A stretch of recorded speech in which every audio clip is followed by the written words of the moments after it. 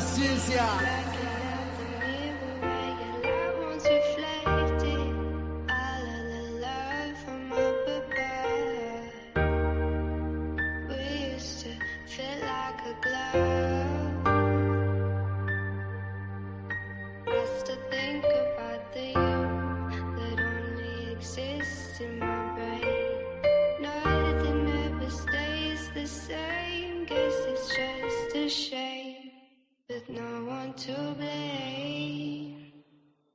Me, myself, and I still pushing forward, I'm ahead like die. Standing on my flow with my head to the sky. Pass on a bitch, young rip, drop dimes. It's been a rough road, gotta look for the signs. I'm married to this music, so I cook for my bride. Flip out like a skateboarder, look how I grind. It took a long time, but I'm right on time. I'm progressing, that's progressive, I got bars like a correction. Still chasing petty cash, that's a mantis. I want extra, I stop searching for my pops. I hold my nuts just like a checkup. I get physical, I'm copping just like Interpol. I play on words like a syllable, to me the world is fading. Hold this L just like a Laker, like a birthday, my shit caking. It get messy like an apron, I pick out just like some bacon, and I sizzle like it too. Can't forget about you, boo, it feel like we on a loop. Same shit, different day, I don't know what's really true. I get high as I leave hoops, who gon' give me what I'm owed? Man, I guess nobody knew, and I know that money talks, so what it said is probably true. It's the feeling that I get, and the shit I'll probably do to get through or get by. I get fly, cause I'm Jeff Goldblum in my mind. Tell them hoes to fall in line. If you thought I fell off, bitch, I'm back like my spine. Hot as homemade pie, that's the pro rate, ma. I'm a pro, ain't I? Sniff it out like K9s. I'm a thief, it take time to be great, I'm Bayside. I get blue like Kelly Parker, when I'm gone I left a mark. Tell them fish I'm still a shark, I will embark on this journey till it's finished. In the midst of all this friction, I got vision on my P's like no limit. Like a mouse, now we clicking, I go out for the spinach, that's business. Cut the cord that kept us connected, blacking out the mirror where your light once reflected. All of the love from up above, we used to feel like a glove. I still think about the you that only exists in my brain. Nothing ever stays the same, guess it's just a shame. There's no one to blame. Stop looking for somebody else to lay the blame. Without a wave of change, life stays the same. So when I pull up to your spot, I'm with a paradigm chick. Only used to have one and it's my paradigm ship. Cause for celebration, I cracked the hen. I took a hiatus, but I'm back again. A bunch of blue face hundreds, I've been stacking them. Cause in the game of life, I just have to win. So when I'm in go mode, I be ballin' insane. Tried to walk away, they was calling my name. My brothers from another, we are all in the game. Don't give a fuck about clout, nor all of the fame. I'm trying to inspire, empower, build and progress at a steady rate. Move heavyweight like a Bowflex. The haters make me greater, they mad, I got them so stressed. Shock my style for a while now, I can show text. Screenshots as proof and receipts. You a certified clown, been a goof in the streets. Angel made the beat, but this my demon flow. Get a lot of love from people I don't even know. And when the situation's ugly like Dudley, we do right. Fuck propaganda, let's conquer and unite. The wait's over, take over, it's commencing. My money fully grown, but yours like an infant. But that ain't no shade to you, it's just provision and protection, what you made to do. Being a man with a purpose, who you supposed to be. Living life as a loser, that's a joke to me. FN 509, stay close to me. If I pull it, I'ma spray like some potpourri. I don't wanna have to go there, so hopefully you don't try to have no beef or no smoke with me. Bro, everything I'm talking about, be backing it up. I'm back in the cuts, rapping the Dutch and macking a hut. She start to get aroused when I'm smacking her butt. Baby got stupid cheeks and she be clapping it up. I'ma enter through the front and hit the back of her guts. She a classy lady but be acting a slut. When we be kissing and cuddling, my bitch like to hug. Her box customized so it fit like a glove.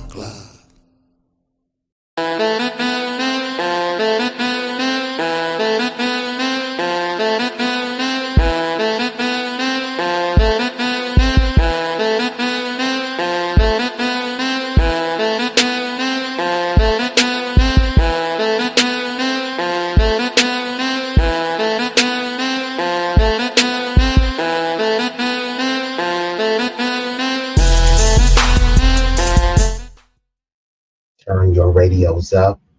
Turn your radios up. Y'all know what this is. Y'all know who this is. B-Eazy Dat Dude, an impromptu stream, back with another one. This one is gonna be a banger, and it's gonna be a doozy. I'm not gonna be here for a long time, but it will be a strong time. Technically, on the West Coast, it's still Sunday, so this is a Super Sunday stream. I gave you all a little bit of preview earlier, gave my prognostication, which came to came to fruition. Don't like to keep y'all waiting. We gonna break this thing down. If y'all want to come up and chop it up with me, we can do that. But before we get this thing started, you know, I gotta hit you. If you know the song, sing along. Yeah, you're right. 私も地元民と言っても実際ぐらいです。もう友達できたの？うん。ぶったこっち見ろ。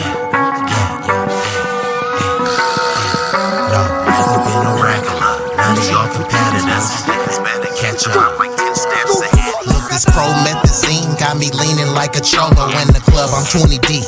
I don't be riding solo. Pull some bad bitches, they vanilla and cocoa. They wanna take some photos when we kick it out in Soho.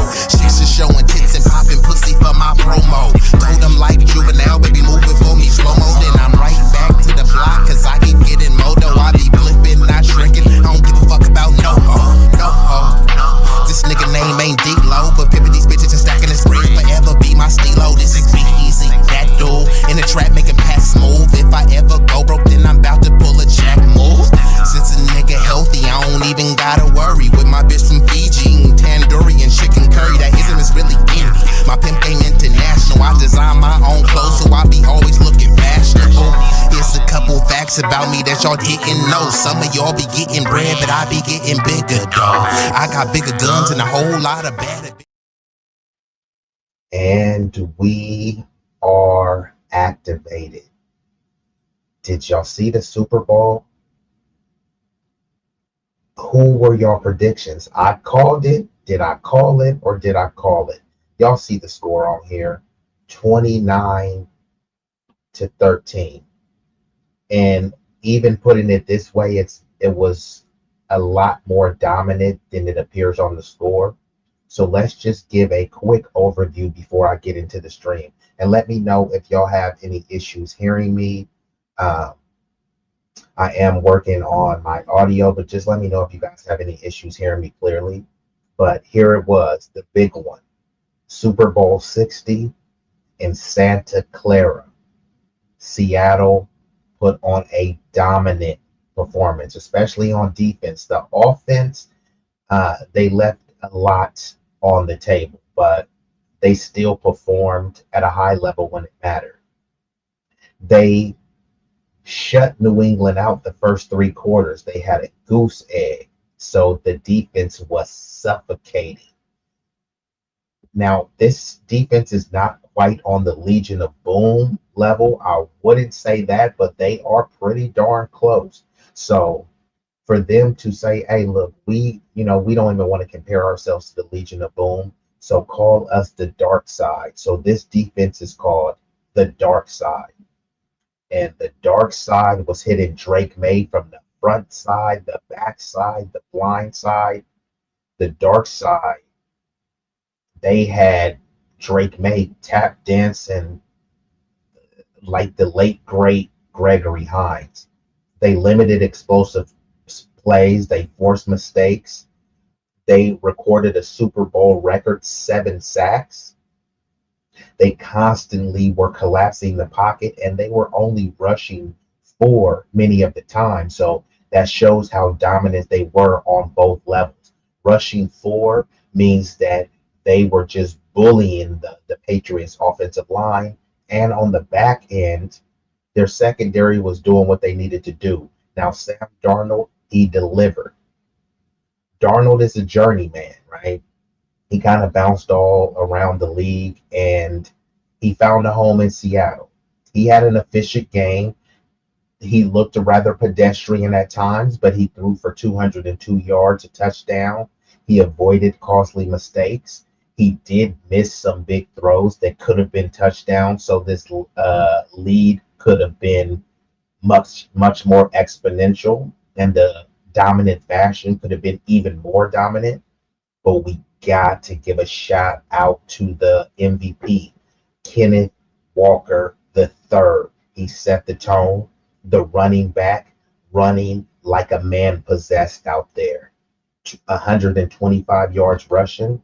He helps the Seahawks control the tempo because their offensive player of the year, Jackson Egba, they thought he might have had a concussion. Basically, he wasn't the stud that he had been all year. I thought New England played a really good game plan on him. So if they're going to take out one of your star players, someone else has to step up. And that someone was Kenneth Walker III.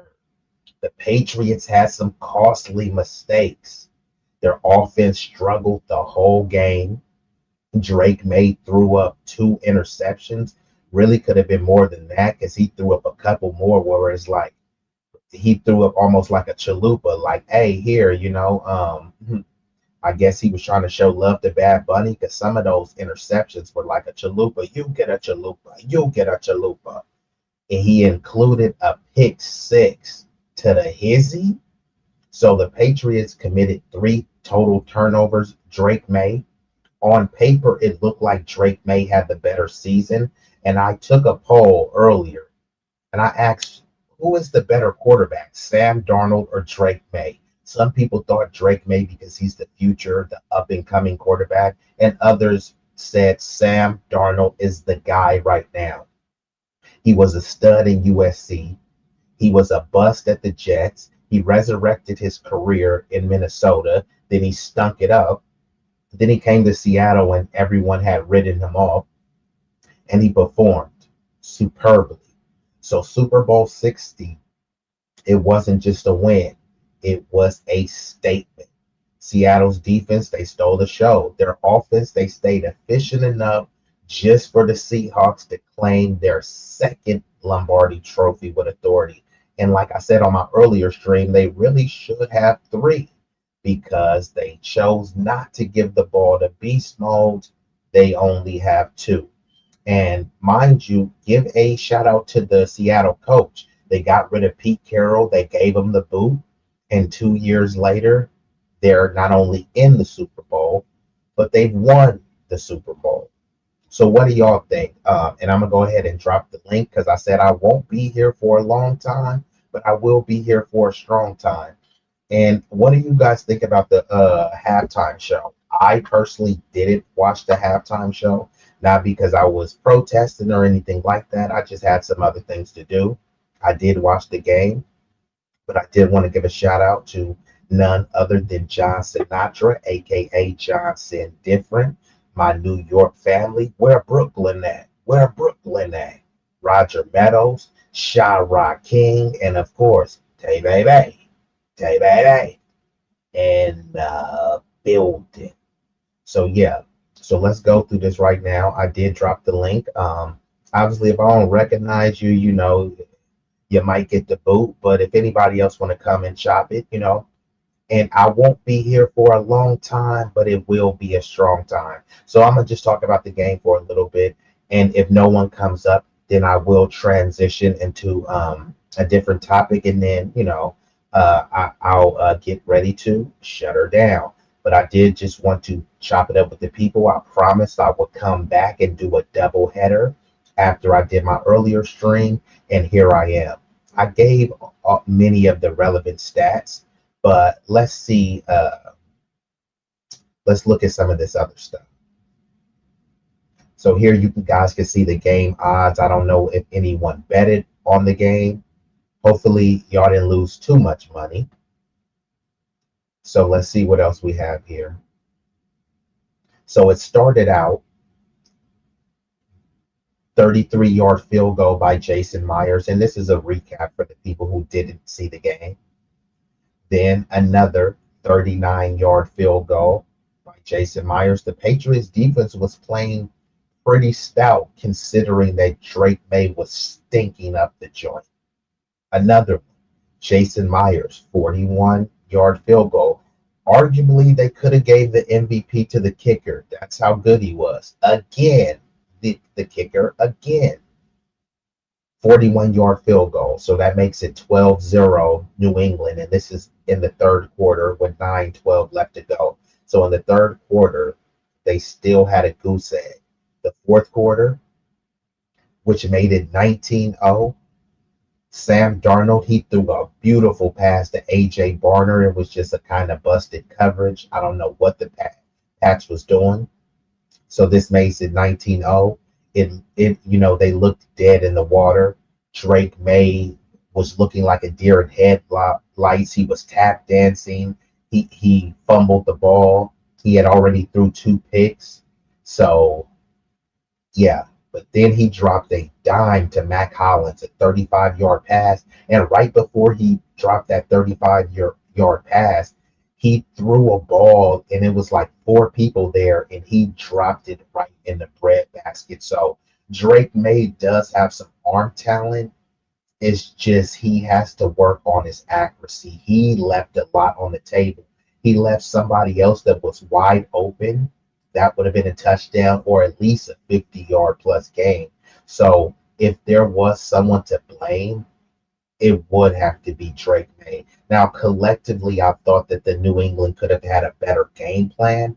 But Drake May, when you're just turning the ball over like that against this level of elite defense and a veteran poised quarterback who's not going to turn the ball over, who's going to deliver in the moments that they need to, that's a pretty daunting task going up against this dark side defense. But here Myers comes back again with another field goal, 26 yards. So that made it 22-7. There was a 45-yard interception return to the Izzy. Then Drake May came back. He threw a Ramondre Stevenson. He threw him a broken pass, which almost was like a bungled pass. So that was pretty much the game. So we'll look at the game leaders. Sam Darnold, 19 of 38, 1 touchdown, 202 yards. So, like I said, some of the numbers could be considered pedestrian. However, he did what he needed to do to bring his team home to victory. Drake May was the leading rusher of the Patriots with only 37 yards on 5 carries. And on the flip side, you had Kenneth Walker, Kung Fu Kenny. He came with 27 carries and 135 yards. Cooper Kupp. Shout out to Cooper Kupp because he already got a ring. He went to the ship and got one with the Rams. Now he's over here getting one with the Seahawks. So he was their leading receiver, 61 yards. Hollins was the leading receiver for the Patriots with 78. They basically shut Stephon Diggs out. Stephon Diggs was non-existent. However, there were some plays where he was open, but Drake May just missed the passes. I don't know what he was doing. Here you got Hall, 2 sacks. And then you got Williams on the Patriots with 1. But we got Jones with 11 tackles and Woodson with 10. And you know who doesn't get enough credit for the Patriots? Christian Gonzalez. He was playing a heck of a game. He actually kept them in the game. There are multiple times where there could have been touchdowns, but Gonzalez broke it up. So, this was a dominant game for the Seahawks. It really wasn't even that close. It looks closer on screen, but it wasn't. So let me just do this and I'll show some of the reactions to it. And then I'll see if anybody wants to come up. And then if not, I'll get ready to shut her down. I might do one quick story before I shut it down, but I just wanted to come in and tap in with the people. Okay, so let's see what we got here. Kenneth Walker. His dad got to see him put on a show. So let's see what this is. I wasn't the one that convinced him, actually. My agent convinced him to come out here. So I didn't think he would come. They ended up miking him up and everything. So he got out of his comfort zone. My dad, he comes out to Seattle all the time and watch games, but he never goes to the game because he don't like crowds. So this is his first NFL game, and we won a Super Bowl, so it means a lot to me, and I know you're proud of me for real. I wasn't the one that convinced him, actually. My agent. I mean, that's big. His father doesn't like going to games because he doesn't like big crowds. He went to go see his son play, and his son delivered. Not only did he bring home the hardware, he got an MVP. It's a beautiful story. Shout out to Kenneth Walker and his dad. Here's Mike Vrabel on Drake May's performance. Happen, we can sit here and try to put it on one guy. You'll be disappointed because that'll never happen. It starts with us as coaching staff and making sure that, that we're doing our part. And then obviously we have to be able to execute. We got to be able to protect. When we do protect, we have to be able to progress through and throw the ball to the guy that's open and, and help the quarterback. And then he's got to be better. Like, that's just how it goes. So, that's never going to change.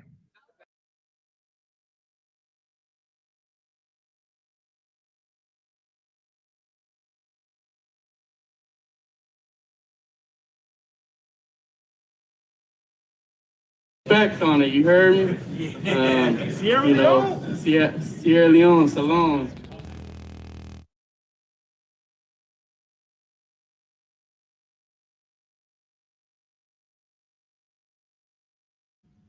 So I'm just kind of scrolling through right now and seeing what the reactions are. Super Bowl champions for the second time. So the Seattle Super Bowl.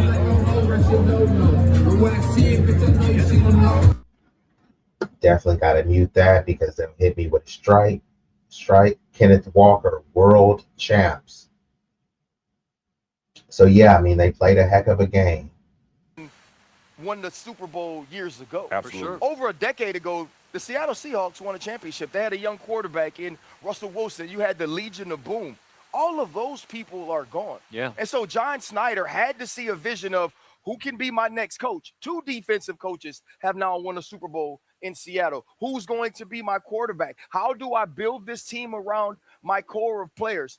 But it still comes down to how you execute on game day. Absolutely. And Drake May, who is a great young player, was overmatched by what this defense could do. And Mike McDonald, in my opinion, owned Josh McDaniels like we saw long ago when Bill Belichick did the same to a young Sean McVay. Also, too, this is a totally thing that you want in a quarterback and a leader. He led his troops today like he's been doing all season. He doesn't let the noise get to him. He's a baller, man, and I've been saying it.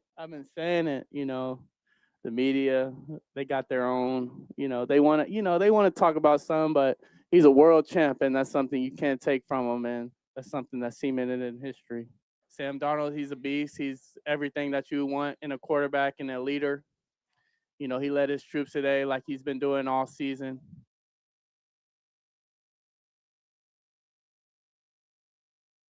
Football was over. That's what I was doing all my life. So it was a shocking moment, but, my dad worked with me throughout that whole process, and he was in the hospital with me as well, and my mom. So just going through that, it just made me grateful for each and every day to be able to go out there and strap up and play this game and just, still be alive.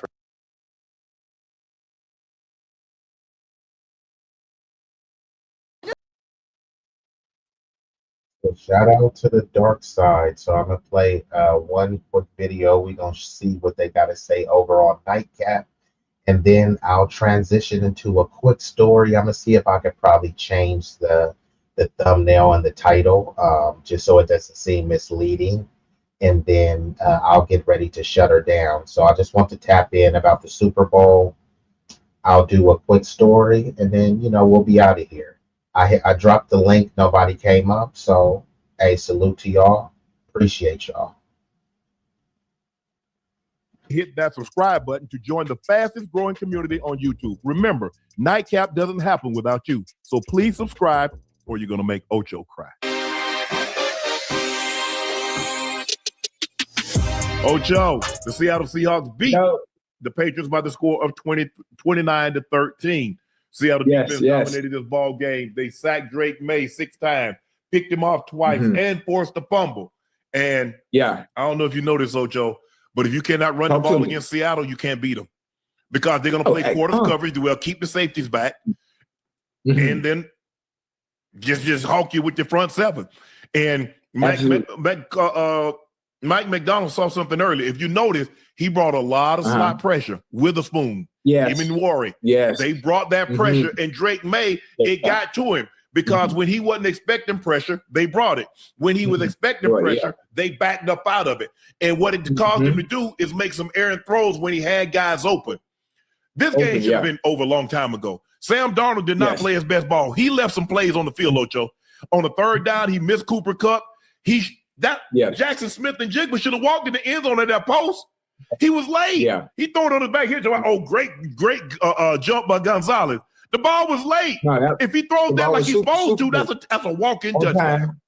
But anyway, they win it anyway, 29-13. Ocho, what did you like about what you saw from Seattle from start to finish? I mean, start to finish on defense. I said it from the beginning. The games like this are won in the trenches. It starts with the defense. Listen, offense, it puts butts in the seats, but defense wins championships. And that's why the game was won tonight by Seattle. I think offensively, Seattle didn't do much in the first half, but hell, neither did the offense of New England. They didn't do anything. The game was close enough, and they've had opportunities. Drake May and that offense had opportunities to make it a game, but they just couldn't do anything offensively because the defense plays so damn well. I'm not sure who the center, the guard, and the left tackle are for the goddamn New England Patriots. They need to get into the weight room this offseason. They get into the weight room this offseason. I even tweeted I tweeted at halftime, at the half. If you're going to do anything outside of the quick game, play action or 5-step drop, you need to help the left guard. You need to help the center in the best way you can because they are getting obliterated in anything outside of 3-step drop. And listen, offensively, the Seahawks didn't get going. They had a play here and a play there, and things didn't open up until the second half. And they ran away with the game. Yeah. The thing is, it's hard to go play. The thing is, Ocho, they couldn't run the football. And once you can't run the football, because their corners are really good, they're going to break on anything underneath. And they know you don't have time to throw it deep. So now you're up against it. You're right. That left side of the line for the Patriots is not very good. Will Campbell was a high draft pick, and I don't know if it's injury, but he has a problem with speed guys, and he has a guy that converts speed to power. Because if you look at him, Ocho, when he sets on the bull, the guys still go by him. I'm like, well, hold on. You just said heavy. You know he's going to come with the bull, and he still runs you over? Yeah, you got to anchor down. I don't know. That's what I'm saying. The Ocho, he anchored, and he got to do some squat. Okay, so y'all get the gist of the video. So I'm gonna just go ahead and I changed the title in the thumbnail. So I'm gonna transition into another story. So salute to y'all. Salute to Nightcap, and it looks like we've been joined by an illustrious guest. Sincere Saida in building. So don't worry about it. Give me uno momento. And I'm going to pull up this next video. So while we're waiting, give me like 30 seconds. That is nasty, bro, like a nasty hoe. I got a nasty flow. My baddie, though, is a classy bro. I manage her and she escort. International exports. I got hardware, my tech support. Really about that business, cause I'm that dude, but you just adore. Used to be on that block, equipped with a Glock. I sold all kind of dope. 10 toes down on the pavement. I send that bitch like an envelope. Enclosed with a love letter. I love cheddar, so I grind hard. I be putting that work in, but I ain't punching no time card. When it comes to being a boss, nigga, I am the epitome. You keep hating, belly aching, but it takes more to get rid of me. I am full of energy, but I ain't feeling jittery. I'm just grinding, shining like a diamond, looking glittery. Literally, I just left the bank to deposit racks. Holla back, don't want no shoes and clothes because my closet packed. I got hella different kicks just like Leon on. Okay, we're back at it, and no problem, Sincere. Thank you for all you do. You know, keep your foot on their neck. Continue delivering the substantive and entertaining content. So, y'all seen the title, y'all seen the thumbnail. I'm gonna go back later and change the title and the thumbnail. I just kind of did this on the fly, but for some reason, the Black obsession continues. Y'all have heard the term black fatigue, which they co-opted, just like they co-opted every other term that we come with, i.e. woke, etc. But here we have a segment of two W men. There's no black people around, but yet, who do you think they're going to bring up consistently? Yes, you've guessed it. Black people. No black people around. So neither of them are black. There's no black people around them, but they're going to constantly mention black people. With all of the issues that they could be talking about in their community, they always somehow have to bring up black people, framing it as if it's a concern, or if they want to help the community. And hey, I'm just calling balls and strikes. I don't have anything against the community. Talking about a problem while also not presenting a solution is a form of whining. Many of these people, all they do is whine about the black community. They hate the community. They despise the community. Once you talk about solutions and things that will rectify and change the conditions of the community, they call it woke and DEI and say, well, why are you helping them? Why are we helping the group that you keep antagonizing, demonizing, denigrating? Yes, you're targeting this group specifically. So in order to bring enfranchisement, to bring economic justice, we need to target this community. The same way you targeted that community negatively, you need to target them positively. So these dudes are debating. This dude is Brian Shapiro, who I'm gonna look it up. He's probably a Jewish person. Let me see. Usually with a name like Shapiro, and I have nothing against Jewish people, but I just want to bring this up because there's this thing where somehow people want to act as if Jewish people are not white. So I'm looking it up. Oh no, this says Ben Shapiro. I can't even find anything about this dude. So we'll assume we don't know what he is. So he's debating some dude named Alex Stein on racial profiling, right? So let's get into the video. 6 with all those people stormed. You and I argue real quick, Brian. You and I argue so much. But Brian, real quick, we got to go to break. But you know that there was FBI agents at the end. But I want to start off with your ex-boyfriend, Doc. So this is going to just be a clip. I don't know where the full video is. Don't really care. I don't think I could stomach watching the full video. Even that start of the video, I don't know why the dude, you have a really good microphone. You don't need to be yelling obnoxiously and incoherently in the mic. This Alex Stein or Steen dude is already coming off like a moist, moronic maniac. Don Lemon. So you used to date Don Lemon, is that true? No, that's entirely not true. But Don, in all seriousness, why would my producer lie? He said y'all were very close and y'all spent a bunch of nights together and he's like your mentor and stuff and that he groomed you. Is my producer lying when he said all this?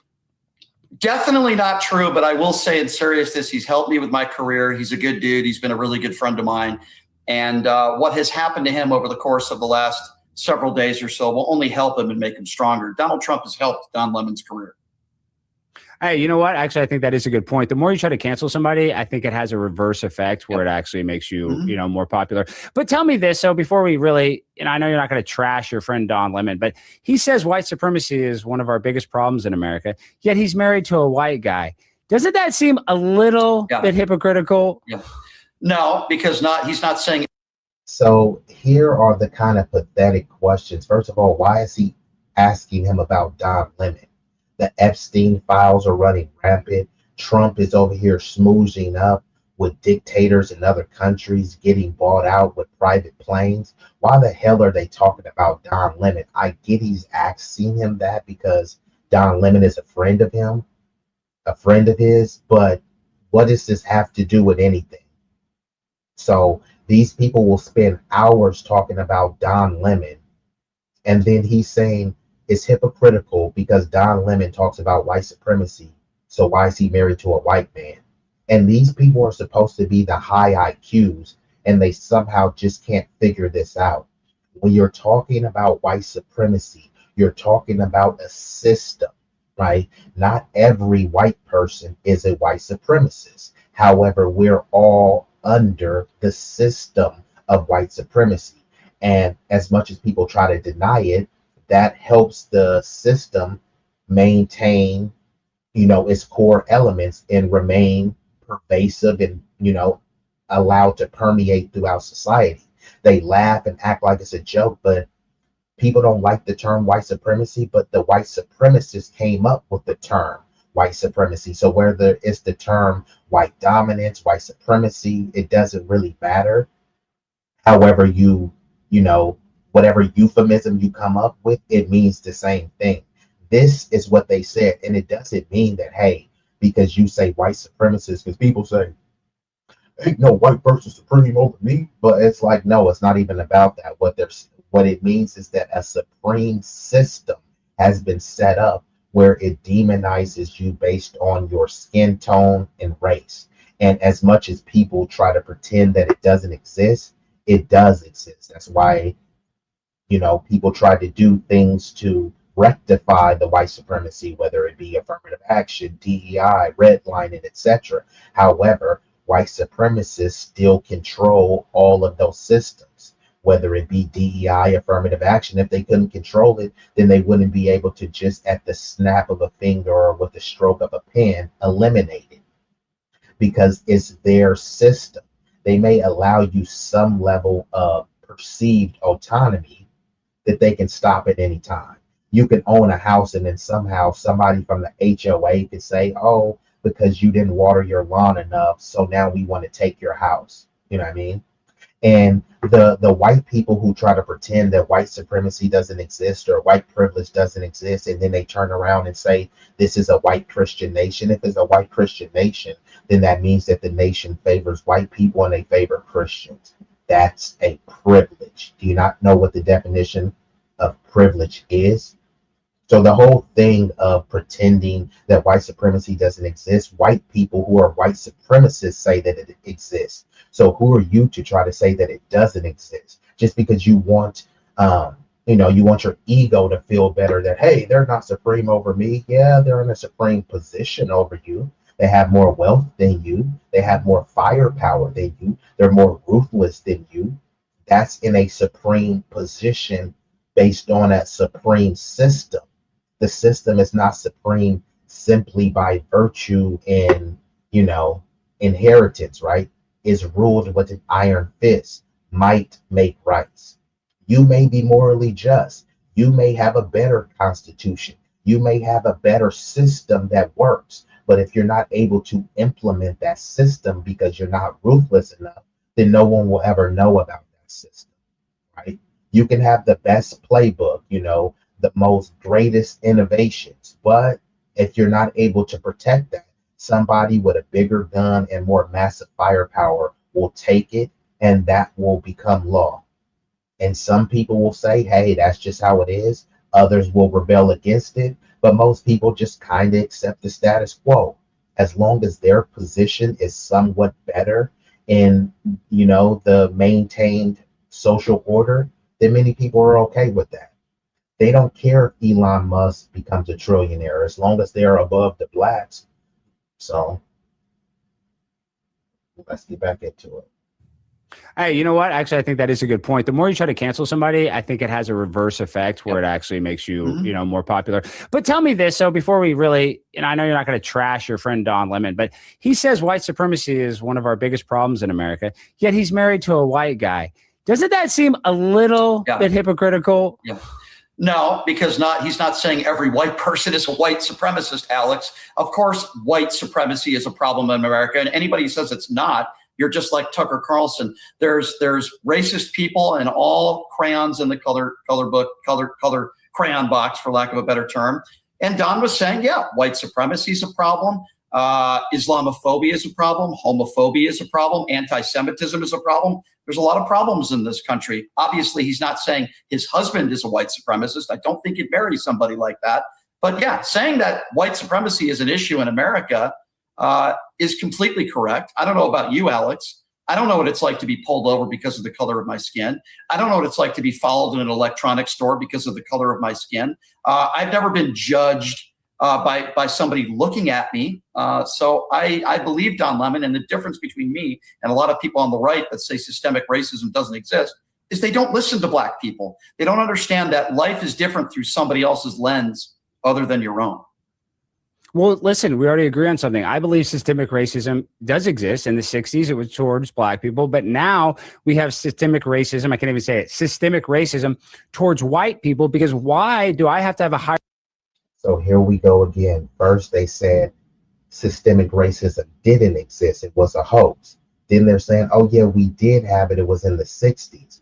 But what they don't say is that they never rectified what happened in the 60s. They're saying, he just said right here, right? He said in the 60s, racism was against blacks. Now, watch how they're going to pivot. You know what I mean? And this is what I always talk about, how they always target black people. But when it's time to rectify the damage that was done, then they start talking about minorities, overlooked communities, people of color, all sorts of, things to say that, hey, this is not black, but we're just going to use the pain of black people, which is how white women specifically benefited most from affirmative action. They targeted black people, demonized black people, attacked black people. But when it was time to dole out the resources, they gave them to white people, mainly white women, but giving things to white women is giving things to white people. Most white women marry white men, so you're giving something to the white family. And this is on top of already the nepotism that's going on and the privilege that's going on in the white male sector. So all they did was just use black pain to consolidate whiteness. That's white dominance and white supremacy. Now, of course, there'll be some poor snaggletooth dude in Appalachia saying, well, where's my privilege? And I didn't own any slaves and all this stuff. Yeah, but you keep to maintain the system. They're screwing you over. Instead, you're getting mad at black people for demanding the government live up to the moral righteousness that they claim. See, the poor people in Appalachia, they should be on the side saying, yeah, you know what I mean? Y'all need to stop mistreating the blacks, and y'all need to give them every penny that they're owed. And then you know what? People in Appalachia, we need to stand up with them and make sure that the money is not going to Israel and Ukraine and all of these foreign entities, that the money stays right here to build up homegrown talent with skills, with knowledge, with acumen, enriching the communities. That's what it should be about. But instead, they allow twerps and dweebs like this dude on the screen to push culture war issues and still talk about BLM and George Floyd and 1350, things that don't really have anything to do with your life, because people keep talking about black on black crime and all of these areas that they don't live in. You live in a segregated enclave. So let's just say that this crime was so rampant and out of control, but it's not affecting you in any way. You're watching the news, but you don't have to watch the news. You don't ever wonder why the news is so slanted. If it bleeds, it leads. The news is not telling you anything about how to afford a house or how to be more financially literate, but they will bombard you with so many stories of what they call black degeneracy, right? All of these alleged black degenerates are being held accountable by the justice system, most times unfairly, but they're being locked up and penalized. Who's being penalized for the epi-pedophiles? No one. Is Alex Steen going to do a long segment about that? Or is he going to blame black dudes for shoplifting? Let's see. Racism doesn't exist is they don't listen to black people. They don't understand that life is different through somebody else's lens other than your own. Well, listen, we already agree on something. I believe systemic racism does exist. In the 60s, it was towards black people, but now we have systemic racism. I can't even say it. Systemic racism towards white. Yeah, no, I'm definitely America first, but many of, unfortunately, the liberal lunatics and the MAGA maniacs, they're not America first. Many of them are immigrant first. Many of them are anti-black, so they'll be willing. They don't care if Ukrainians get money. They don't care if Armenians get reparations for genocide. They don't care if Guamanian people get money. They don't care if Israel gets money for reparations. They don't care if it's Palestinians. They don't make a big stink about money going out of the country. Yeah, they'll make a post, a whiny post on Twitter, but when there's even a suggestion that, hey, you know what, we did black people wrong. Here's all of the historical injustices we did to them. You know, maybe we should compensate them. I mean, they're not immigrants, so the money will stay in the country and it will stimulate the economy. No, those niggers can't have anything. People are foaming at the mouth, crust drooling out the side of their mouth, just because they don't want black people to get anything, specifically foundational black American freedmen. They don't mind if immigrants get some things because then they can push the model minority myth. If they can do it, why can't you? Okay, give me the loan that you gave them and then let's compare it. Then they say you're begging. You'll tell the citizens that they're begging the government. Immigrants come over here, beg the government, and they say, hey, well, what do you expect? They're an immigrant. Yeah, but you said that they are a model minority with a superior culture. So why are they begging my government again? Racism does exist. In the 60s, it was towards black people, but now we have systemic racism. I can't even say it. Systemic racism towards white people, because why do I have to have a higher score to get into medical school or law school than a black person? Don't you think that that is racist? Why are they able to get into a school with a lower grade? Uh-oh, we got a choosy Susie in building. Jan 40D, I don't know if you a bot. I don't know if you a bot, a bimbo, a boo, or a babe. I don't know, but shout out to Jan 40D. She says, I honestly believe that I should be submissive to black men to make up for past wrongs for my race. Now, look, I don't concur with the white guilt, right? Because if you didn't do it, then you shouldn't feel guilty for it. But I mean, if you want to bust it open, you feel me, and you want to slide on some soul pole, then, you know, be my guest.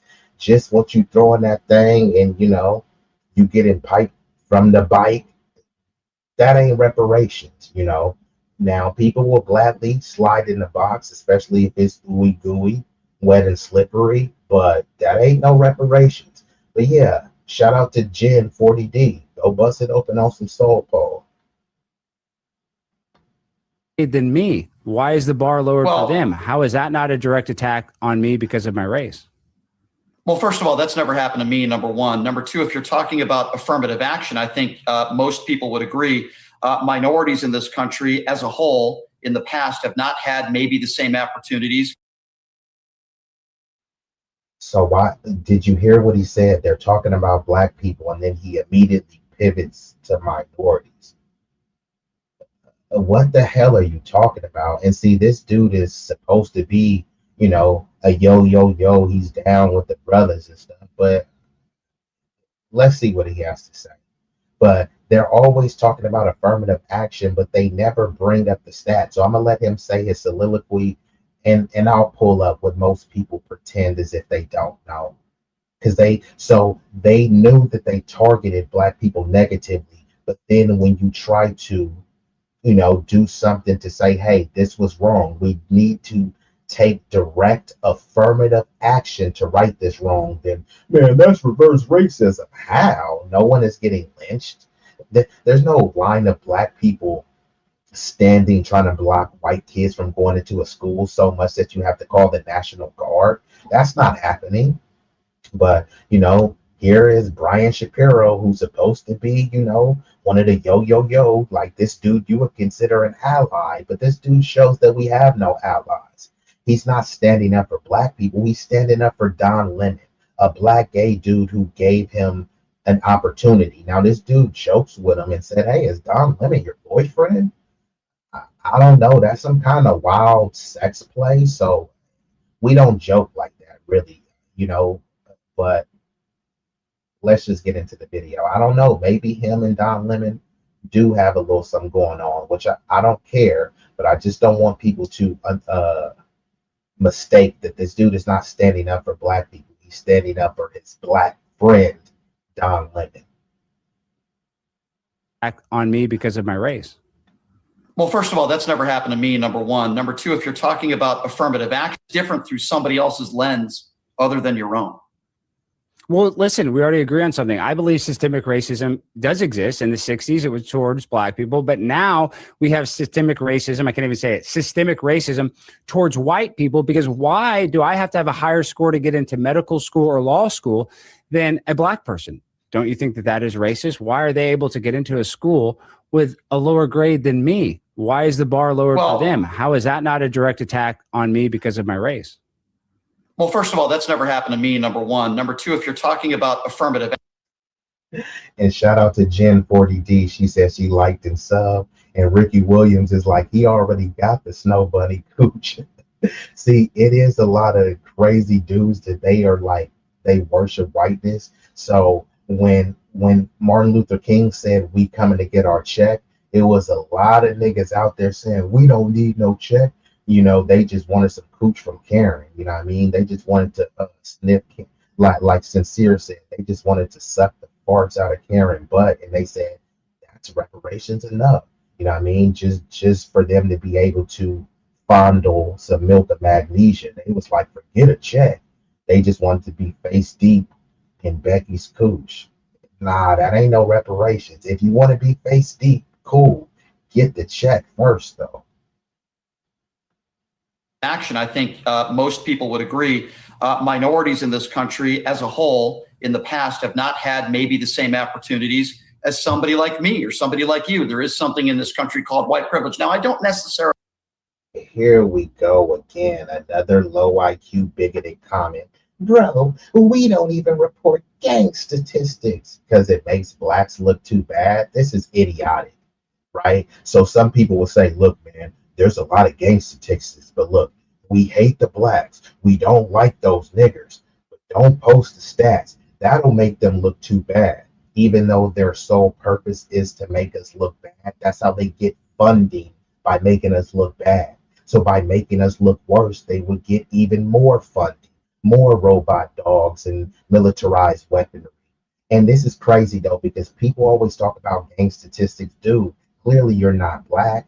You're in no threat of being assaulted or attacked by some black gang member. But guess who is destroying life for you? It's people who look like you. Elon Musk, Peter Thiel, Trump, Jeff Bezos, Bill Gates, all of these big wigs who look like you. And this is what's pathetic with the liberal lunatics and the MAGA maniacs. It's a bunch of white dudes who look like you who are running amok, making it so that you can't afford a home. Your kids won't be able to afford a home. They saying we need more white babies, but they don't want to hire white dudes. Forget the blacks, right? Y'all hate blacks. We're not going to hire those niggers. Okay, fine. They're not hiring the white dudes. They're trying to hire dudes who look like Vivek Ramaswamy and Dinesh D'Souza. And then you got imbeciles like this dude who's leaving this comment saying that they don't even report the statistics because it makes blacks look too bad. And let's just say that was true. That would mean that they're lying, and that would mean that the statistics are inaccurate.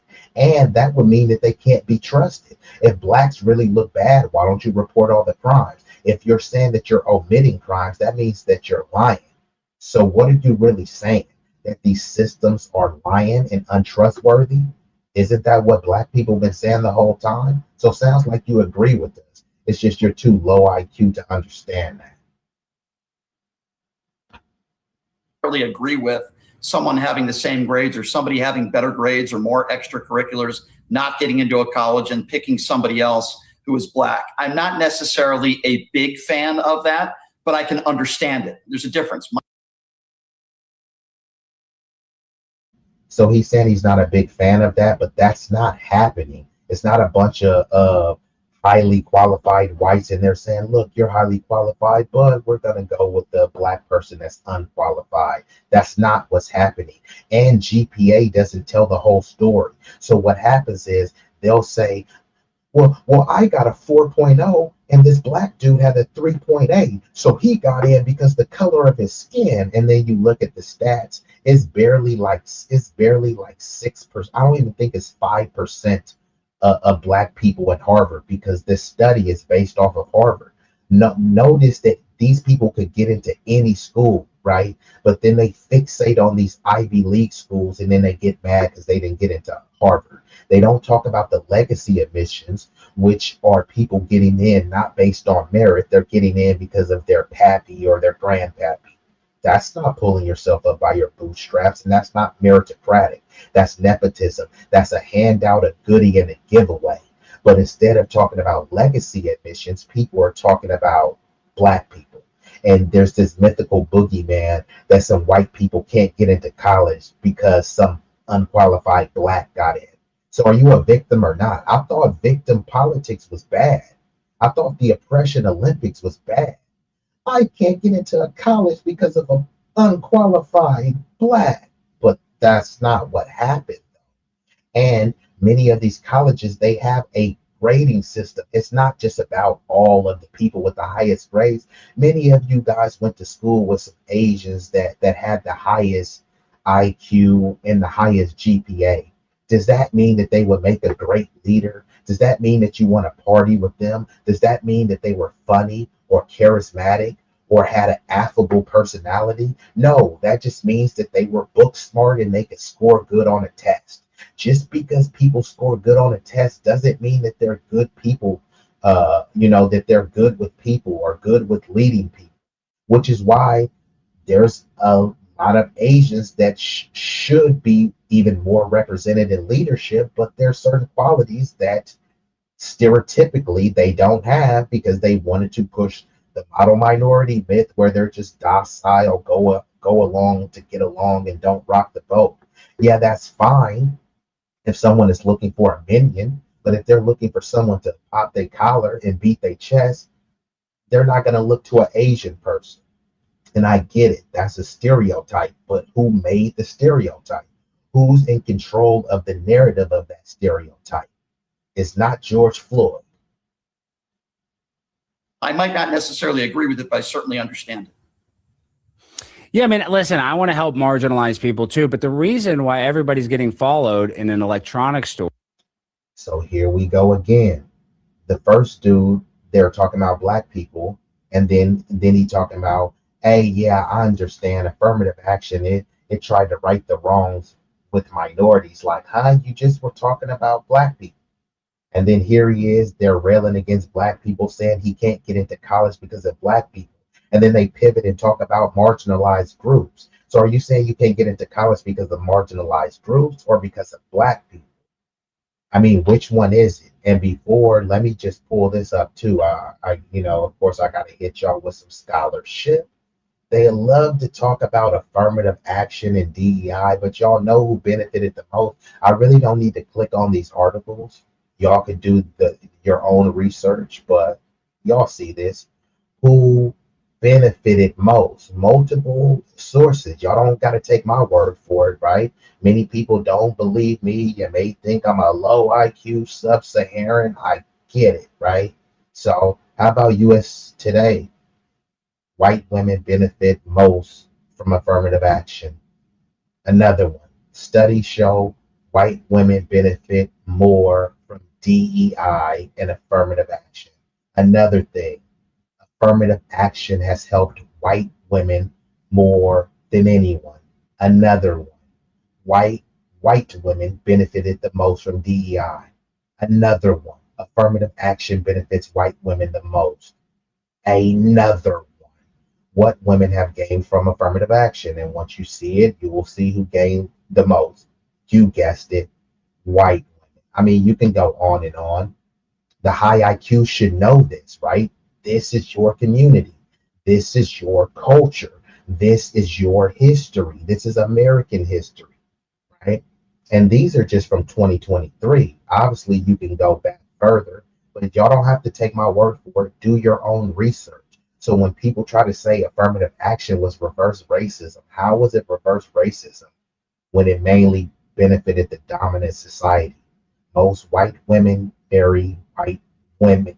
Most white women marry white men. So that means the benefits of affirmative action is going to a white family, right? And people will say there's nothing wrong with that.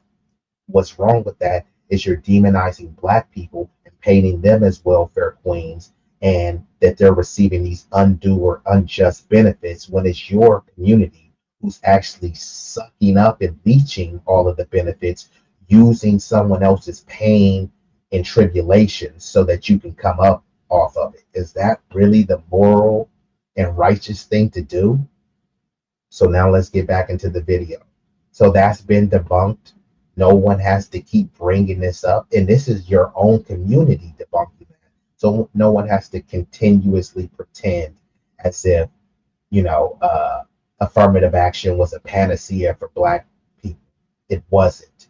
It was another resource grab for the dominant society and a way to bring in a bunch of other buffer groups, because it talked about minorities and marginalized groups and people of color. All that is just a way to ethnically erase us and include everyone else under the banner of minority. If there's a straight white dude and he breaks his leg, now he's disabled and he's a minority. If there's a straight white dude named Billy Bob and he wakes up and says that he wants to be trans, now he's part of a marginalized group, and you can't call him him. You have to respect his pronouns and say they, because now they are a minority entitled to the same benefits as Black people who were getting lynched, beat, redlined, sharecropping, debt peonage, mass incarceration. Somehow that's the same as some white dude who broke his leg and now has a handicap placard. Both parties support this, endorsed by the Democrats and co-signed by the Republicans. Both parties are the same. Two fangs on the same viper, two cheeks on the same booty. Extracurriculars, not getting into a college and picking somebody else who is Black. I'm not necessarily a big fan of that, but I can understand it. There's a difference. I might not necessarily agree with it, but I certainly understand it. Yeah, I mean, listen, I want to help marginalized people too, but the reason why everybody's getting followed in an electronics store is because if you look at per capita crime stats, African Americans tend to commit certain crimes that other ethnicities don't commit. So once again, why are they bringing us up? They went from minorities to marginalized groups, but they keep going back to Black people. There's no crime that we commit that others don't commit. So not only is he lying, this dude who's supposed to be a yo white dude, he's not even equipped to challenge what this dude is saying. And notice how they always bring up per capita. When they say per capita, they're only bringing that up because they don't want to bring up the raw numbers. The raw numbers show that they commit the most crime. Whatever crime it is, it could be shoplifting, it could be murder. They commit the most crime. But instead of admitting that they're raw numbers, they try to say, no, we use per capita because that gives a better representation of the rate of crime. So now it went from the amount of crime to the rate of crime. So if their group is responsible for 5,000 murders and your group is responsible for 500 murders, they'll say, yeah, our group did 5,000 murders, but since we have a larger group, 5,000 murders, it's not really 5,000, but you have 500 murders, and since you have a smaller group per capita, your group is more violent. But what's a larger number, 5,000 or 500? And then they try to convince you that, hey, you just don't understand math. But just ask yourself this, what is a bigger number? 5,000 or 500, because they'll always give all sorts of stereotypical racial tropes. You guys are low IQ. You guys grew up in fatherless homes. You have low impulse control, and it's just inherent to you. So wouldn't that explain why we're committing crime? We're committing crime because we're low IQ, lazy, with low impulse control. I mean, that sounds, it may not be an excuse, but that is a rationale for why this particular demographic is committing crime. But on the flip side, you say that you're morally righteous. You grew up with a silver spoon. You're a white Christian nationalist, possibly evangelical. Why is your community committing crime? You guys don't grow up in fatherless homes with kids out of wedlock. So why are you committing crime, right? You don't have a culture of degeneracy, listening to rap music and watching Boys in the Hood. So why are you committing crime again? You had a two-parent home. You didn't grow up with a single baby mama. So why are you committing crime again?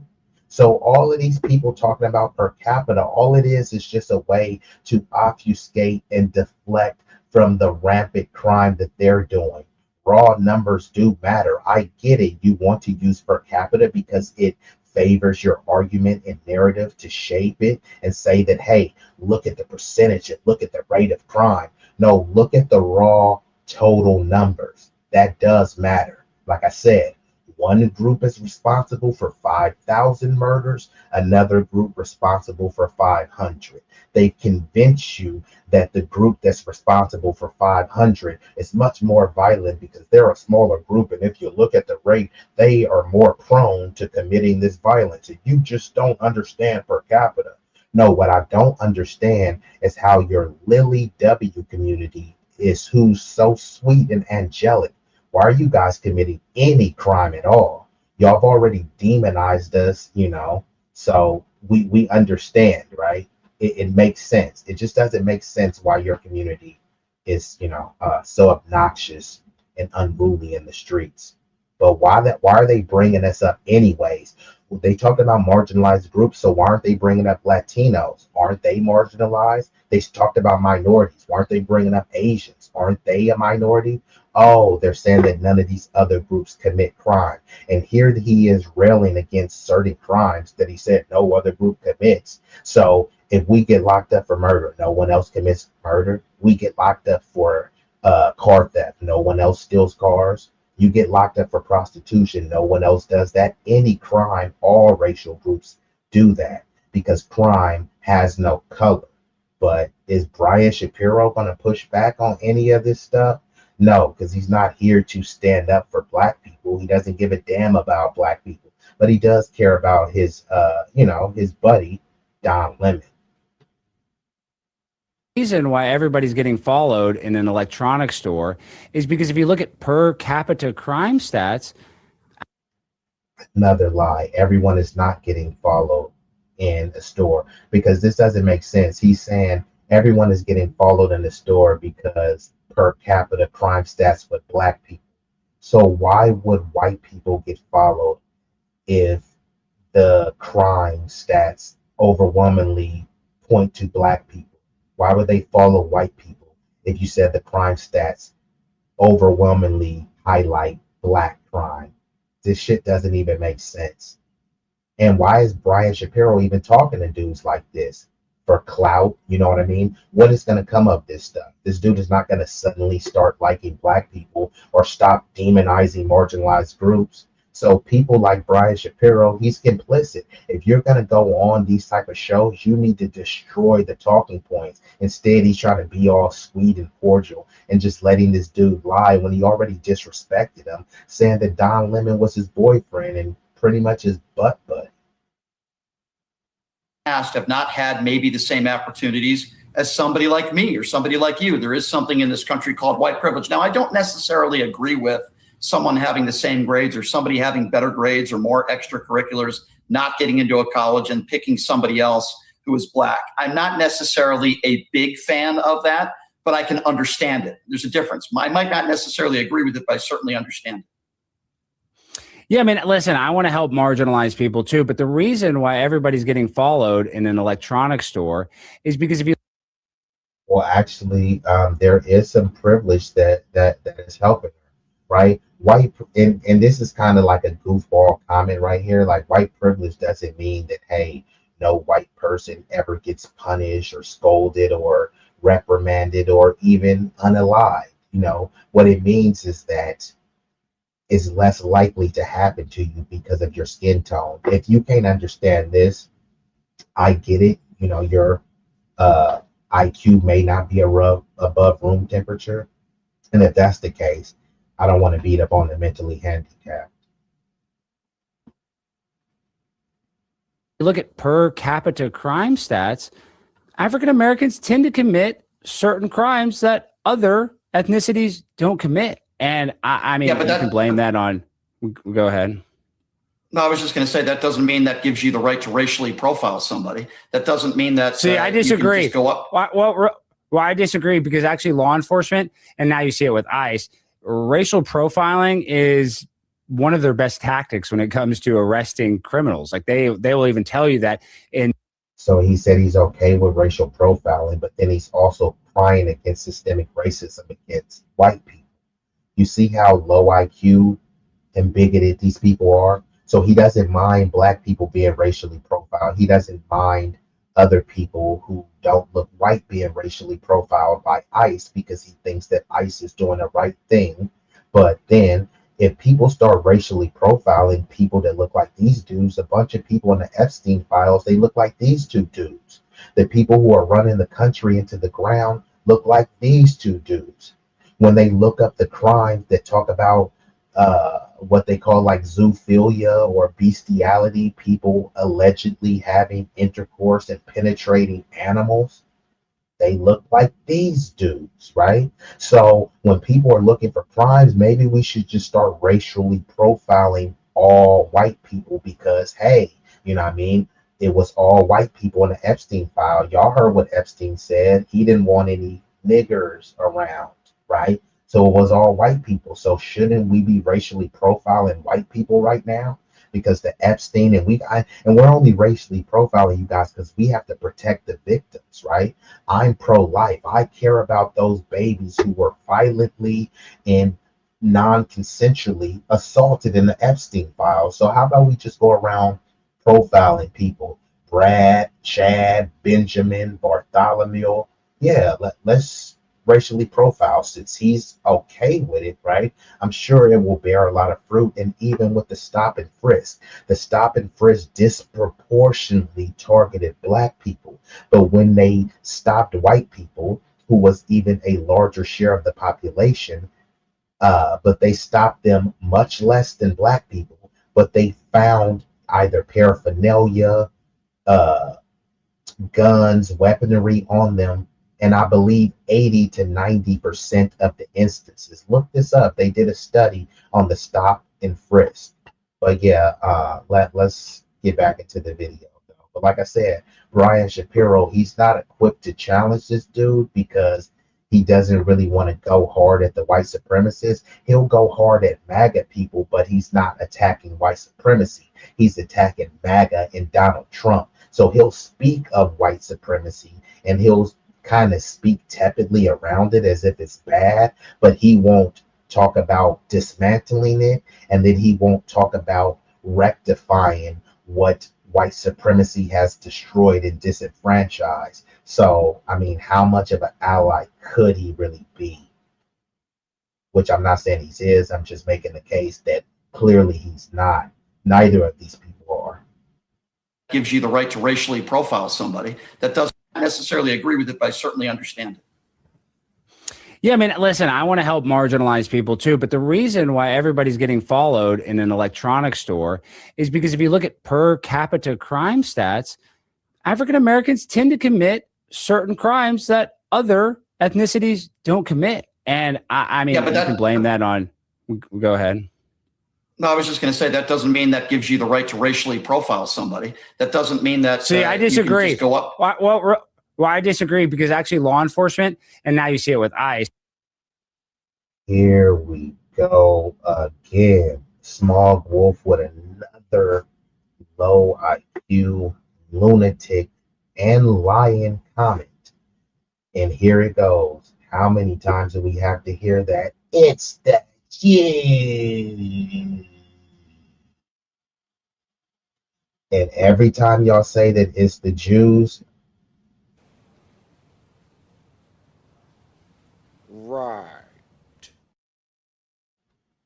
Jews want to make blacks look bad in order to divide them from whites. Jews are white. Do I have to pull it up again? This is not me. According to Pew Research, Brookings, and the U.S. Census, 92%, let me say that one more again, 92% of American Jews identify as racially white. There's no gun to their head. There's nobody strapped with C4 saying that they were going to detonate the bomb if you don't check the box. They are willingly and voluntarily checking the white box because most Jews in America are white. So when you're trying to say the Jews are trying to divide the blacks from whites, the Jews are just another ethnic white. That's all they are. And if they're not white, where is the outrage? Where is the delineation movement? Where is the push for disaggregation of data? There's not. Jake Tapper, white. Dana Bash, white. Bernie Sanders, white. They're all Jewish, right? So what is the difference between Bernie Sanders and Trump? Two white dudes. No, Bernie Sanders, he's Jewish. Trump is white, Bernie Sanders is white. What are we really talking about here? But he says, we have more in common with white Americans than they do Africans and the whites with Europeans. Of course, we have more in common because foundational Black American freedmen, we are Americans. But unfortunately, many of you guys will say that the Jews are the big boogeyman, but you guys co-sign all of the stuff they do. When Jews are in blackface, you guys co-sign the stuff. You know what I mean? There were a bunch of Jews in the Confederate Army, i.e. Judah P. Benjamin. So you guys collaborate with the Jews to subjugate and oppress us, and then you try to blame them. It's almost like somebody is on the ground and they're getting jumped. The Jews are stomping you out and the Anglos are stomping you out, but you're trying to blame the Jews. Both of y'all were kicking me while I'm down, but you only want me to blame them. And then you're trying to say, no, they're not like us. Okay, where's the Jewish box on the U.S. Census? In 2030, they'll have a box called MENA, Middle Eastern North African. You mean to tell me that Jews don't have enough money, influence, and moxie to get Jew as a racial ethnic group on the census? And if they could do it, why haven't they done it? Because Jewish is not a race. And for all the people that say race is a social construct, guess what else is a social construct? Religion is a social construct. Ethnicity is a social construct.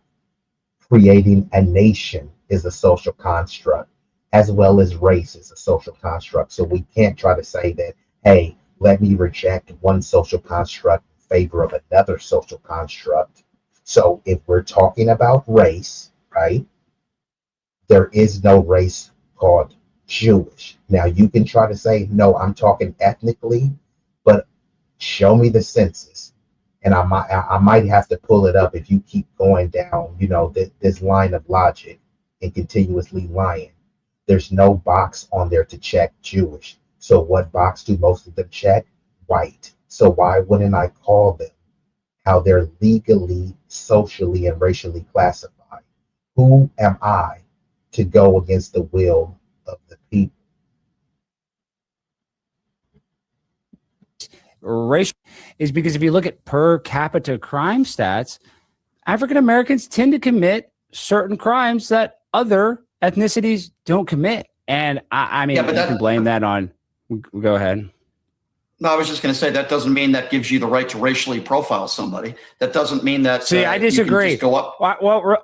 Well, I disagree because actually law enforcement, and now you see it with ICE, racial profiling is one of their best tactics when it comes to arresting criminals. Like they will even tell you that in certain states, they'll get rid of the law where they can't racially profile.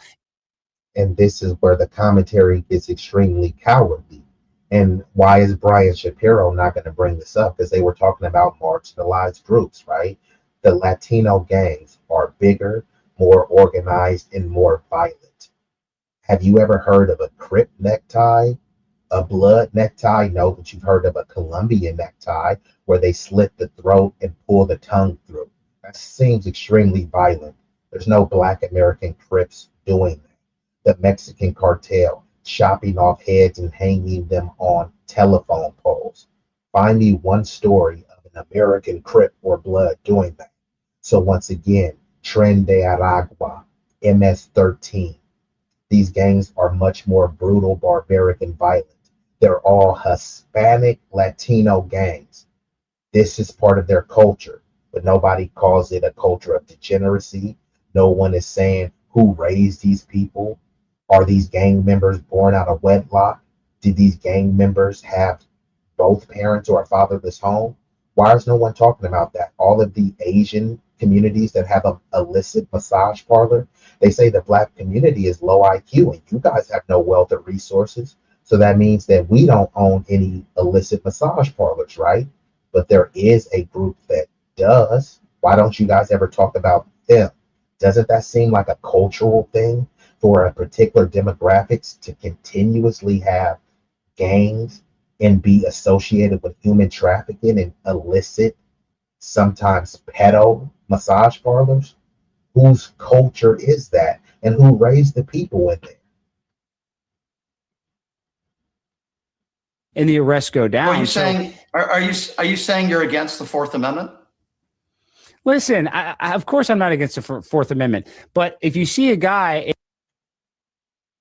another low IQ lunatic comment. He's watching a video where two white dudes, there's no black dudes around, yet they brought up black people multiple times. And he said he never hear white dudes talk about black people. JD Vance has talked about black people. Trump has just recently shared a meme where he has two black people as gorillas and monkeys. Stephen Miller is always talking about black people. Nick Fuentes, who I call Nick Fruit Fuentes, is always talking about black people. So traveling lamp, why are you traveling liar? Why are you lying? Is this the best the high IQs have to offer? Is this what Jesus would do? Lie and obfuscate? and he's in a big car and there's, weed smoke coming out of it and they're listening to a bunch of gangster rap music, maybe that they are doing something nefarious. I don't understand why that's, if they are committing a crime and they get caught, it's not because of the race, it's because they were doing a crime. So most rap music is bought and consumed by white dudes. Who do you think is more likely to have pounds of weed? A black dude or a white dude, right? So the white dude with pounds of weed listening to rap music, this dude doesn't think he should be racially profiled. But if you're a black dude who probably has an eighth of weed, but you're playing loud music, then you should be racially profiled. Hey bro, you're probably doing something wrong.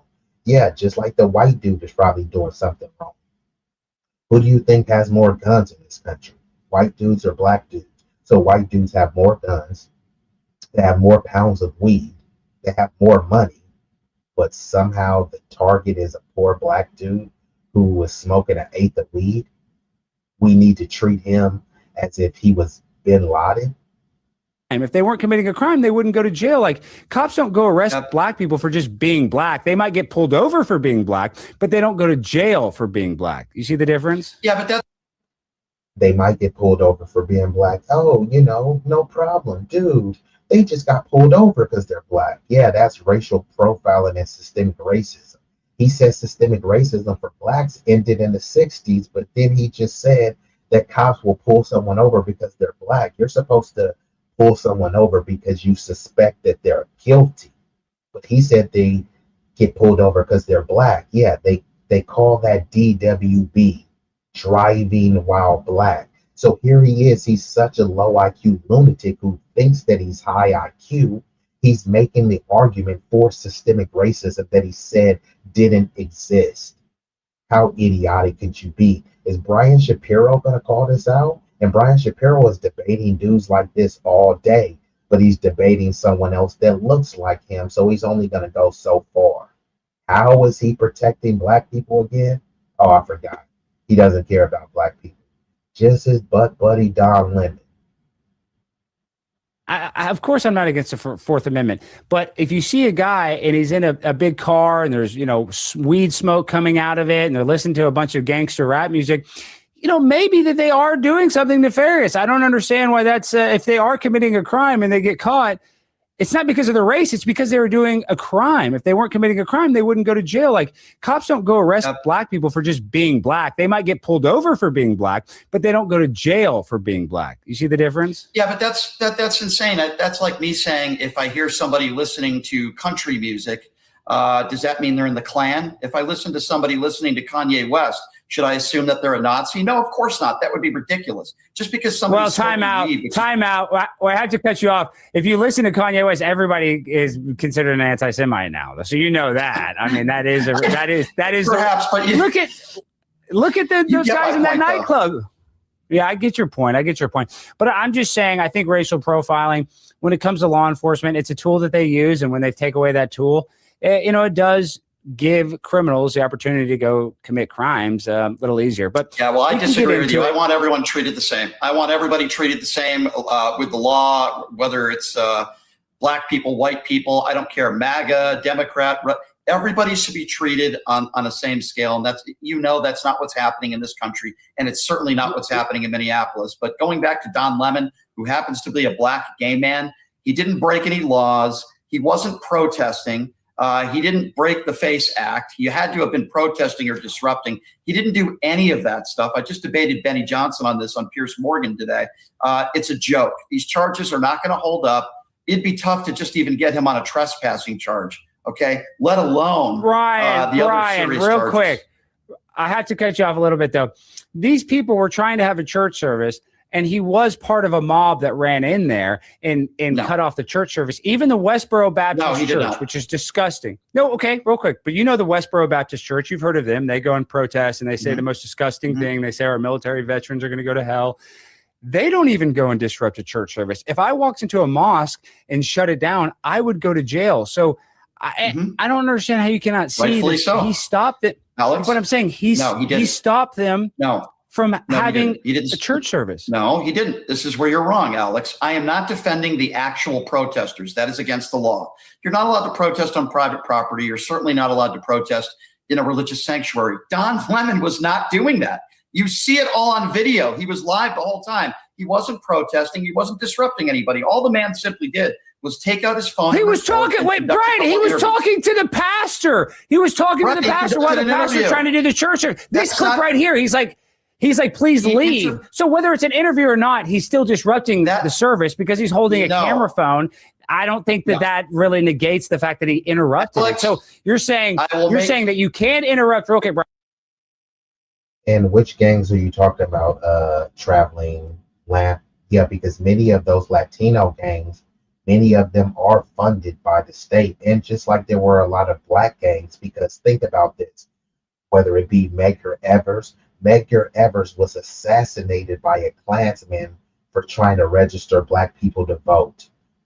Fred Hampton was trying to push a rainbow coalition to bring everyone together. He wasn't pushing crime, degeneracy, or anything like that. So notice how people from the dominant society, they always assassinate people who they believe is a black messiah who will uplift people, but they never assassinate the gang leaders. Why is that, right? They complain about the gang leaders and talk about the culture of degeneracy. Well, if the gang leaders are so bad, y'all have all sorts of militarized weapons, drones, flashbangs, tasers that can hit you. Why won't y'all go assassinate these gang leaders? Now, I'm not advocating for a police state and for the police to just be lawlessly taking out U.S. citizens, but this is who they complain about all the time. MLK was a preacher. He was pushing non-violent protests, and the only thing that he wanted was to come to Washington to get our check. And they said, oh, hell no.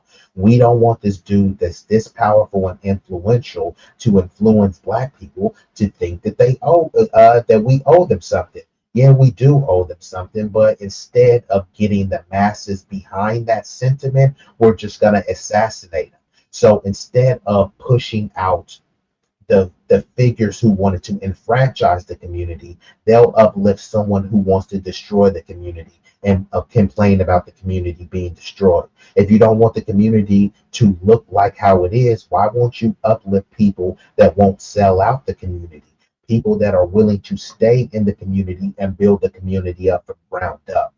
Why do those people always seem to get assassinated? But the people tearing down the community, they're allowed to run amok, right? They'll say this a musty, crusty, dusty nigga from the hood.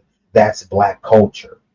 But Fred Hampton isn't black culture. MLK isn't black culture. Activism, us standing up and crashing out for everybody else, which I disagree with. Somehow that's not black culture. We were fighting for civil rights, which was the original All Lives Matter, because it was supposed to be for us. Instead, it went to all lives. Marginalized groups, overlooked groups, people of color. but it was supposed to be for us. And we said, you know what? Injustice anywhere is an injustice everywhere. And all of these other groups, when they were lining up to take the resources that came off of our blood, sweat, and tears, they said, stop complaining.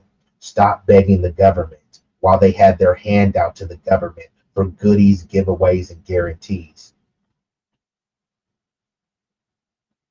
And you're saying that you can interrupt a church service as long as you're being a journalist, then that gives you the ability to stop people from worshiping? No, the people that interrupted the church service were the actual protesters. And after the protest started, that is when Don Lemon decided to interview the pastor when he was not in the middle of the service, when the service was clearly over or interrupted. It is almost going to be impossible for prosecutors to prove that Don Lemon was a part of that protest in that fashion. I guarantee you these charges will not hold up. And by the way, legal experts on the right and the left, for the most part, agree with me. And I also find it interesting that so many people on the right want to throw Don Lemon in jail because a church service was interrupted. I don't believe it was his fault, but yet they don't want a full investigation into Jonathan Ross after he shoots a 37-year-old woman in the face. Nothing to see here, ladies and gentlemen. I find it very problematic. And by the way, Don Lemon didn't storm a church. If you want to talk about people who stormed something, go back to January 6th when all those people stormed. You and I argue real quick, Brian. You and I argue so much. But Brian, real quick, we got to go to break. But you know that there was FBI agents there. The FBI will not even tell us how many agents are there. And they have a thing where they're called agent provocateurs. So they have an FBI agent go there and cause a bunch of drama. So it looks like it's a bunch of MAGA people when it's not MAGA people and it's the FBI. I get. Okay, so here they go, lying again and saying that it's the FBI. If it is the FBI, who's in charge of the FBI? It goes back to people that look like them, but they don't want to take any accountability. That he's talking about per capita, it's people that look like him. So it looks like there is still some people in the chat. I was going to shut it down, so I'll probably bring up one more video, and then we can get ready to shut her down because it seems like the chat is chatting. Y'all could have been anywhere in the world. Y'all chose to be here with me, at least momentarily, and for that I thank you. So let's see which other video I'm going to pull up right here. Just give me one moment.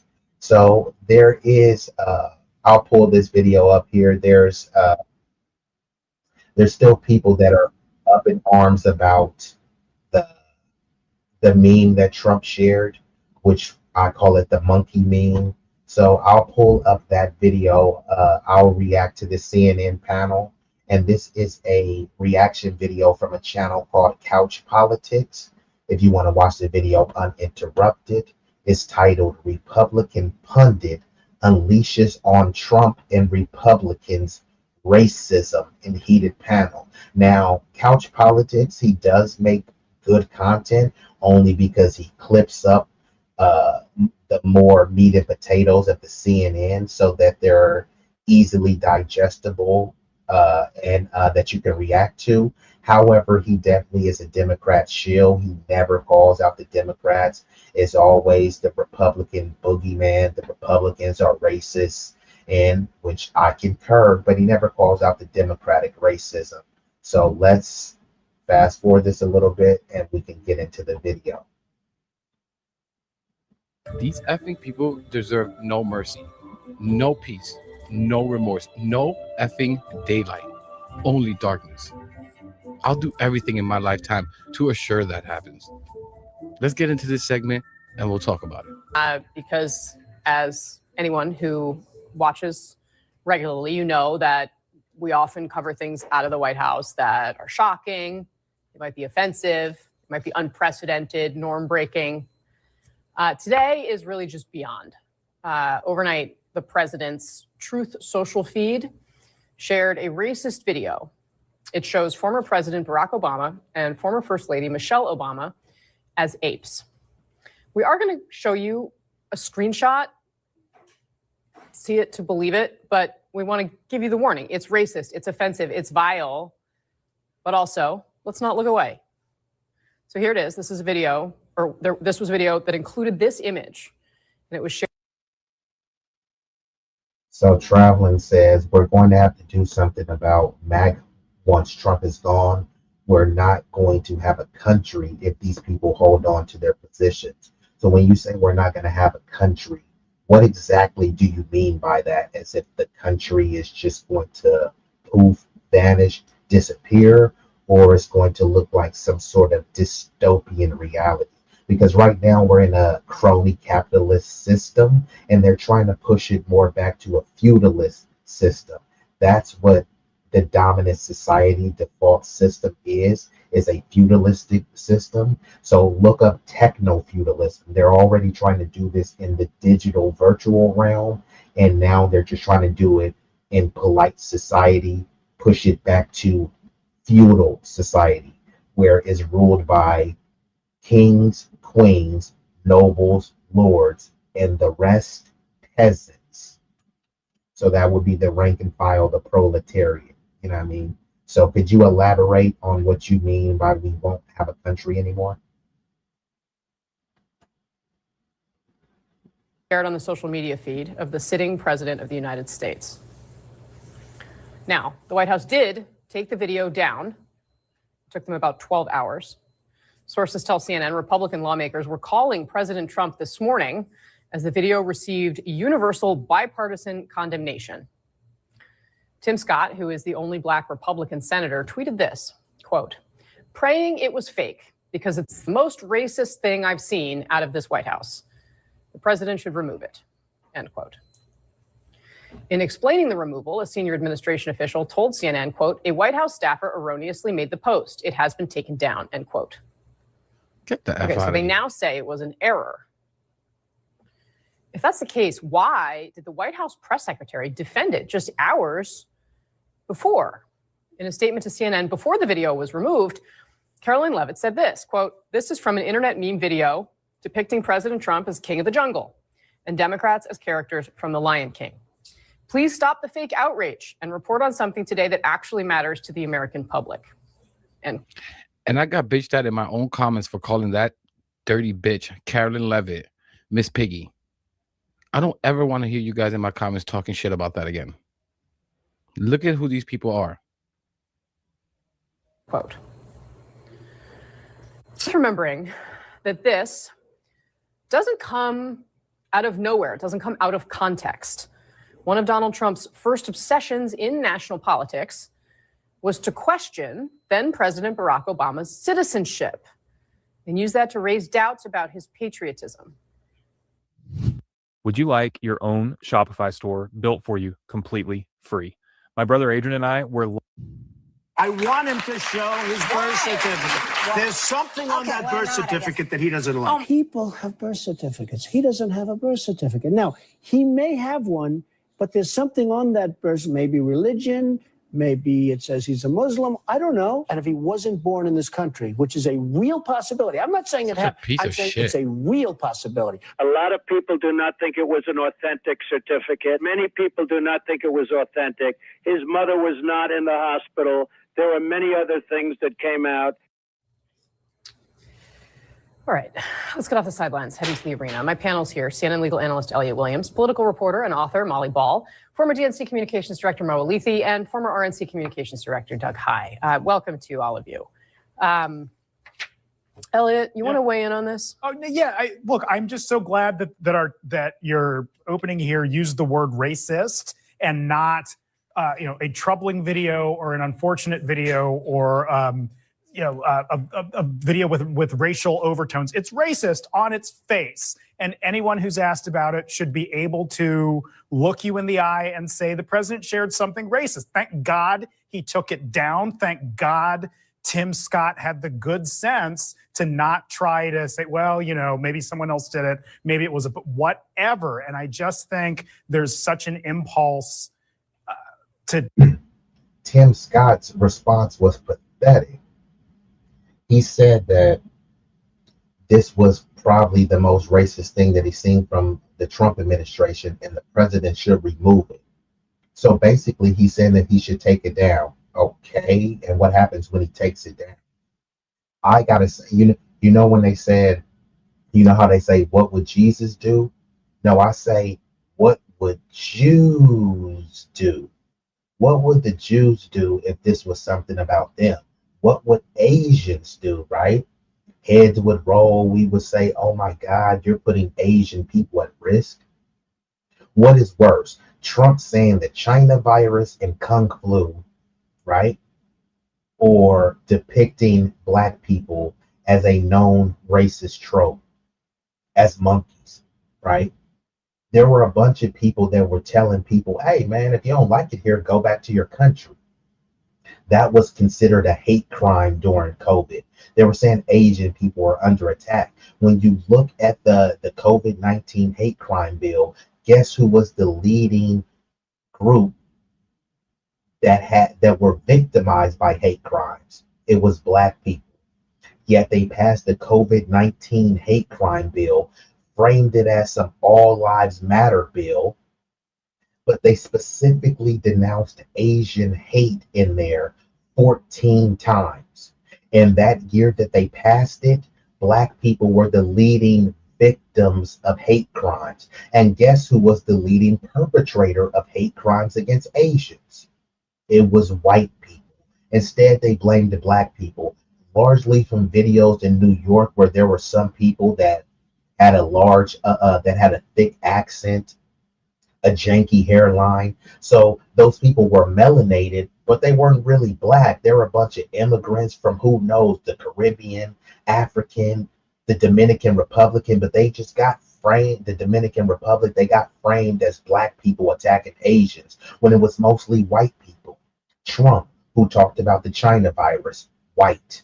Who talked about Kung flu, white. And not only that, many of those crimes were actually incidents. So they pushed in the media, stop anti-Asian hate crimes. But when it came to the legislation, they talked about hate incidents. And some of those incidents were people saying, go back to your country. There were 2 black teenage girls who got arrested and sent to jail in San Francisco, charged with a hate crime because some Chinese people were yelling at them in whatever their language is, Mandarin. And they said, hey, won't y'all just go back to China if y'all don't like it here? They were charged with a hate crime. That's considered a hate incident. And that's supposed to be the same as the brutality where black people were being unalived. You know, we're supposed to get over being called nigger, but if you said that someone has the Kung flu, then we have to pass legislation for them. So, like I said, what would Jews do? They would need a check, they would need reparations, but when this happens to black people, it's just like, get over it, right? So these should be the standards that we have when every group is aggrieved. Oh, you know, maybe someone else did it. Maybe it was whatever. And I just think there's such an impulse to try to paper over some of these things. And this is on its face just so extreme that just should never, has no place in civil society. I'm sorry. Well, and I think one of the things that Oh, it has a lot of place in this society. Tim Scott, like JoJo said, you're just a little too. Yeah, we have to stop pretending like we've never seen this before. Do you guys remember the Willie Horton ad? If you don't, just look up the infamous Willie Horton ad. You guys remember Reagan talking about welfare queen? So yeah, I mean, no one is saying that this one is the same or this one is worse or anything like that. What I'm saying is they're all similar sentiments. Anti-black bigotry has always been pervasive in this country. So to pretend like we've never seen anything like this is an extreme and a disgusting form of gaslighting. Too late. And I hate these, and he's right, the word that they try to use, racially insensitive. That's the one I hear a lot from media. It's racially insensitive. Yeah, just a little insensitive. Don't be so sensitive. And Tim Scott, sure, good job. You finally. So this makes it even worse, right? If C-19 actually did come from China, Trump called it the China virus and Kung flu, but somehow that's considered a hate incident. It seems like a certain privilege for certain demographics. As much as they try to say, you know, there's black privilege, seems to be a lot of immigrant privilege, a lot of J privilege, a lot of Asian privilege. You guys have black fatigue, remember? Took a second to take the boot out of the races out of your mouth for once. But I'm sorry, you were part of what excused Trump's behavior over and over. You, the Byron Donalds, the Candace Owens, the Sir Michael Singletons, the Cartier family, the Officer Tatum, the Hodge twins, all you. So Asians weren't even being attacked like that, and no one has to take my word for it. Look it up. Like literally, it was less than like 30 incidents. Literally less than 30, and I'm rounding up. Think about how many millions and millions and millions of people are in New York, and it was less than 30 incidents against Asians. Largely it wasn't hate crimes, it was incidents, people saying mean words to Asians. Get out of here, Kung Flu. Some people may have said, they have chinky eyes or said some things like that. You Asians can't drive or stuff. Okay, cool. People shouldn't be saying bigoted, mean things. But they get a whole anti-Asian hate crime bill, and not only millions, hundreds of millions of dollars allocated to specifically Asian organizations. It didn't go to people of color. It didn't go to marginalized groups. It went specifically to Asians. And this was bipartisan.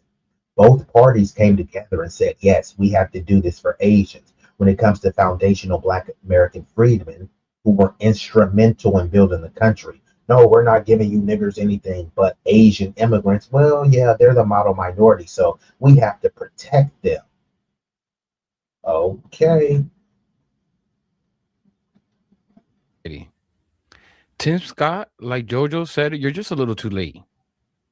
And I hate these, and he's right. The word that they try to use, racially insensitive. That's the one I hear a lot from media. It's racially insensitive. Yeah, just a little insensitive. Don't be so sensitive. And Tim Scott, sure, good job. You finally took a second to take the boot out of the races out of your mouth for once. But I'm sorry, you were part of what excused Trump's behavior over and over. You, the Byron Donalds, the Candace Owens, the Sir Michael Singletons, the Cartier family, the Officer Tatum, the Hodge twins, all you mother effers, sellouts. You are all part of how we. This I do concur with, and this is why you hear a lot of the MAGA maniacs always constantly talking about a civil war. People are over here, it's just like, dude, I'm just trying to feed my family. I'm trying to live the American dream, the old American dream. Now the American dream is just for immigrants to come over here. Immigrants, you're seeking a better life. That's the American dream, and don't complain because you come from a shithole country. That's what the American dream had turned into. But the American dream was supposed to be for Americans foremost, and people would be able to own a home, have a beautiful family, and of course you gotta have a white picket fence. But now that's not even the dream. Now they're telling you the American dream is you will own nothing and be happy. I'm sorry, you were part of what excused Trump's behavior over and over. You, the Byron Donalds, the Candace Owens, the Sir Michael Singletons, the Cartier family, the Officer Tatum, the Hodge twins, all you mother effers, sellouts. You are all part of how we get here.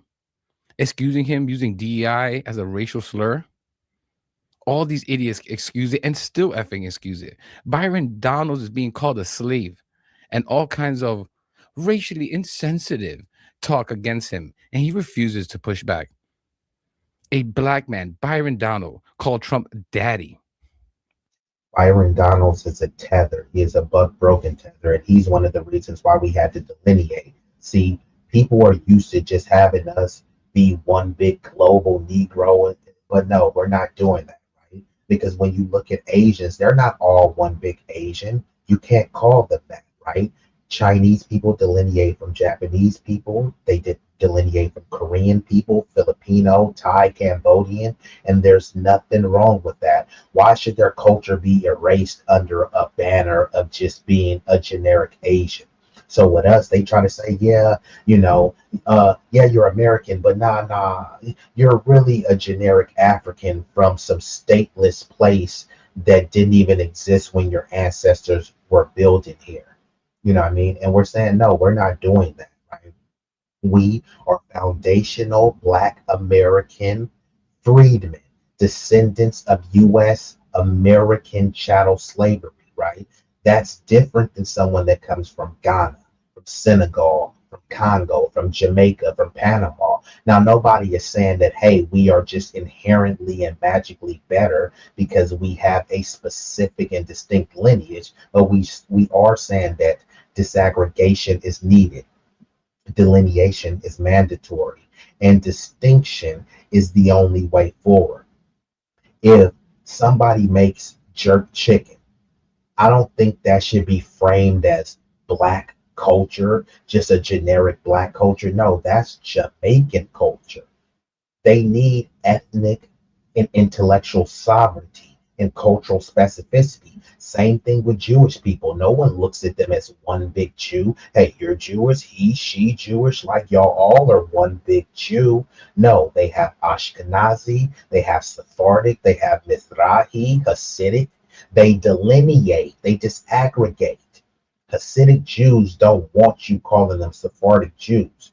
So when we're saying we're foundational Black Americans and you're saying you're just like the Jamaicans, no, actually we're not. They have a separate and distinct culture, which is beautiful and which is rich. The only way for us to understand that is to draw the distinction. Pretending that we're all the same is a form of erasure. And we are entitled to our cultural, intellectual, and ethnic sovereignty. A jaguar and a leopard look the same. They are not the same cat. An orange looks like a grapefruit. It's not the same fruit. How effing dare you call him daddy now, Byron? When they see peace starting to like break out again around the world, they're going to be like, this is the stability that we were asking for. Daddy's back. So, and that's what you're going to see. So you just touched. Yes, like this person says, 2,300 distinct ethnic groups amongst the Asian world, right? Which is why they delineate. They don't want to be called one big Asian. So people understand delineation and distinction. So no one should start acting goofy when we talk about it. On it is tomorrow. But you all created this permission structure, partly. Well, look, we have these Black people who don't care how we speak about them. You're just being soft. A snowflake is what they would say. Where were any of... Did you see when they used FBA in a news segment for Black History Month, denoting the many contributions we made to civilization, saying society truly minimizes our impact? Yes, and I was going to actually do a video about that and cover the video that Professor Black Truth did. I didn't watch the video yet, but also what they did was they put it up there, but then they took it down because people have tried to frame FBA as some sort of group and cult and all this other stuff, but all it is just another name for the lineage. Instead of someone being called African American, people are saying, hey, I prefer the term foundational Black American. It's a much more airtight term. It's a better descriptive term. When you're looking at nebulous terms like African American, most FBAs have never been to Africa and they probably never will go to Africa. There's something called an ethnogenesis, and y'all can look this up. Don't take my word for it. Look how long it takes, and I can pull this stuff up in real time. All depends on how the chat is responding, right? But yes, once a group becomes with certain admixtures, they become a different ethnic group.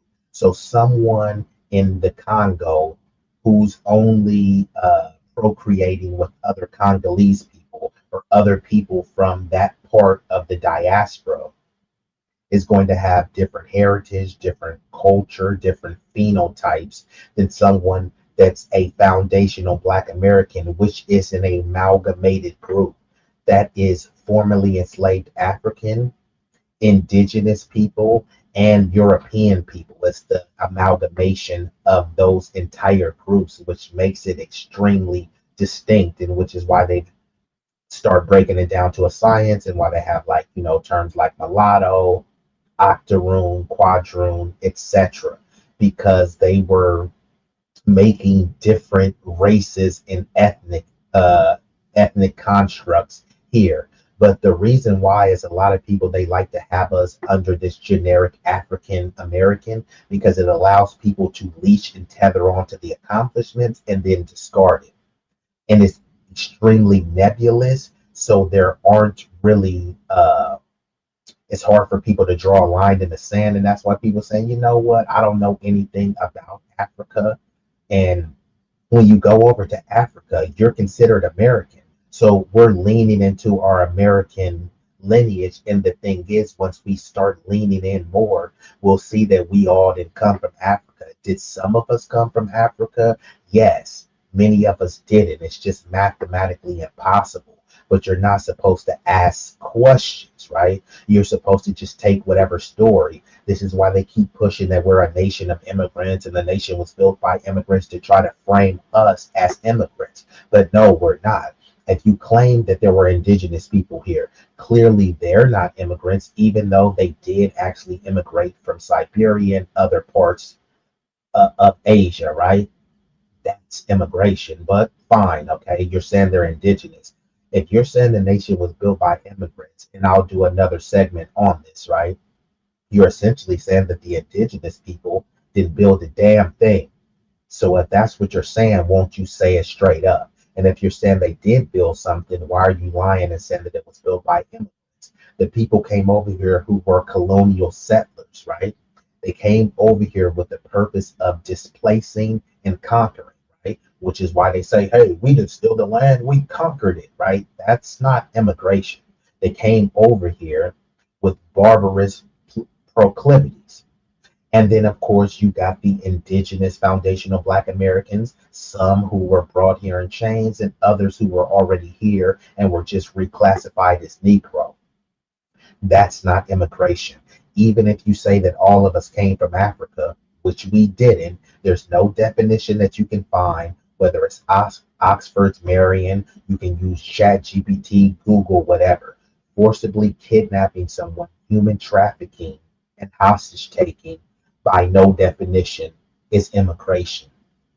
So yeah, you know, people, there's a war on us, on our intellectual sovereignty, because they don't want us to be able to name ourselves. They want this term that people can just tether.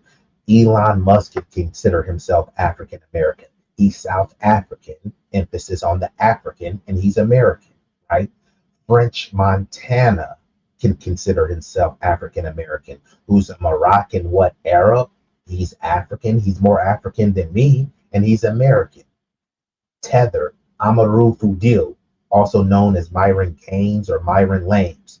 He wanted to sound Black, so he changed his name to Myron Gaines. What sounds more Black, Myron Gaines or Amadou Fudil? You know what I mean? He's African American. So it's like, you know what? We're done with this term. And not only that, that's a relatively new term. That term came in the late 80s, thanks to the DNC, a bunch of Jews, and the Buck Broken Boule. We weren't calling ourselves that. When Martin Luther King got assassinated, he didn't get assassinated as an African American. When Malcolm X got assassinated, he didn't get assassinated as an African American. If you were born before 1988, which were many in this chat, you weren't born as an African American. And here's this person who says, what is this dude talking about? Like, if you just coming in and you don't understand, I'm gonna just go ahead and put you on a timeout, because if you don't know what people are talking about, usually you come in and listen and try to figure out what's being said. You don't come in and say, do stupid stuff, LMAFO. It's like, dude, could you actually spell without abbreviated? So don't even trip, right? Low IQ comments like this, they don't have no place here. So go sit in the corner, bruh. Eat a mayonnaise sandwich and think about your imbecility. These guys speaking back when they called Kamala a DI candidate and slept her way to the top. Where was it? Where were they? when Trump said Haitians are eating cats and dogs? Now they're pushing back like we said they will because of the election year. And Trump is a lame duck. These people are vile. I give Tim Scott 0 effing credit. Underscores the point that you're making is, I mean, the number of times, certainly when I was a Hill reporter, would ask, Republicans. Yeah, which is why they let the immigrants in 2030 create a category called MENA, Middle Eastern North African. So they don't mind doing that, but FBA, they don't want us creating a group because they feel like, hey, you guys are trying to think for yourself. They see that as a threat to their, chokehold on the Democratic Party. That's all this is about. Republicans to weigh in on what the president was doing, and so often they hadn't seen the tweet. Let's read through a list of some of the things that Republicans have been saying today about this. We showed you Tim Scott praying it was fake. It's the most racist thing I've ever seen about the White House. The president should remove it. Roger Wicker, this is totally unacceptable. The president should take it down and apologize. Pete Ricketts, even if this was a Lion King meme, a reasonable person sees the racist context to this. The White House should do what anyone does when they make a mistake, remove this and apologize. Mike Lawler, wrong, incredibly offensive, whether intentional or a mistake, it should be deleted immediately with an apology offered. Doug High, this seems to be a remarkable new reality for Republicans, but it seems to underscore Elliot's point, which is anyone with 2 eyes can see this. Well, those other groups, I know Black Poppy.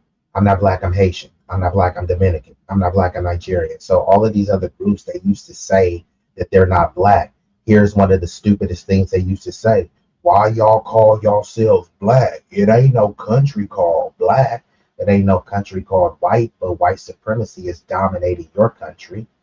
White, what could anyone point me to the country called white? So that the just statement doesn't even make sense. There's no country called Africa either, but you want me to be super African? Why? There's no country called Africa, right? Oh yeah, it's a continent. Yeah, but we're talking about countries, and there's no country called Africa.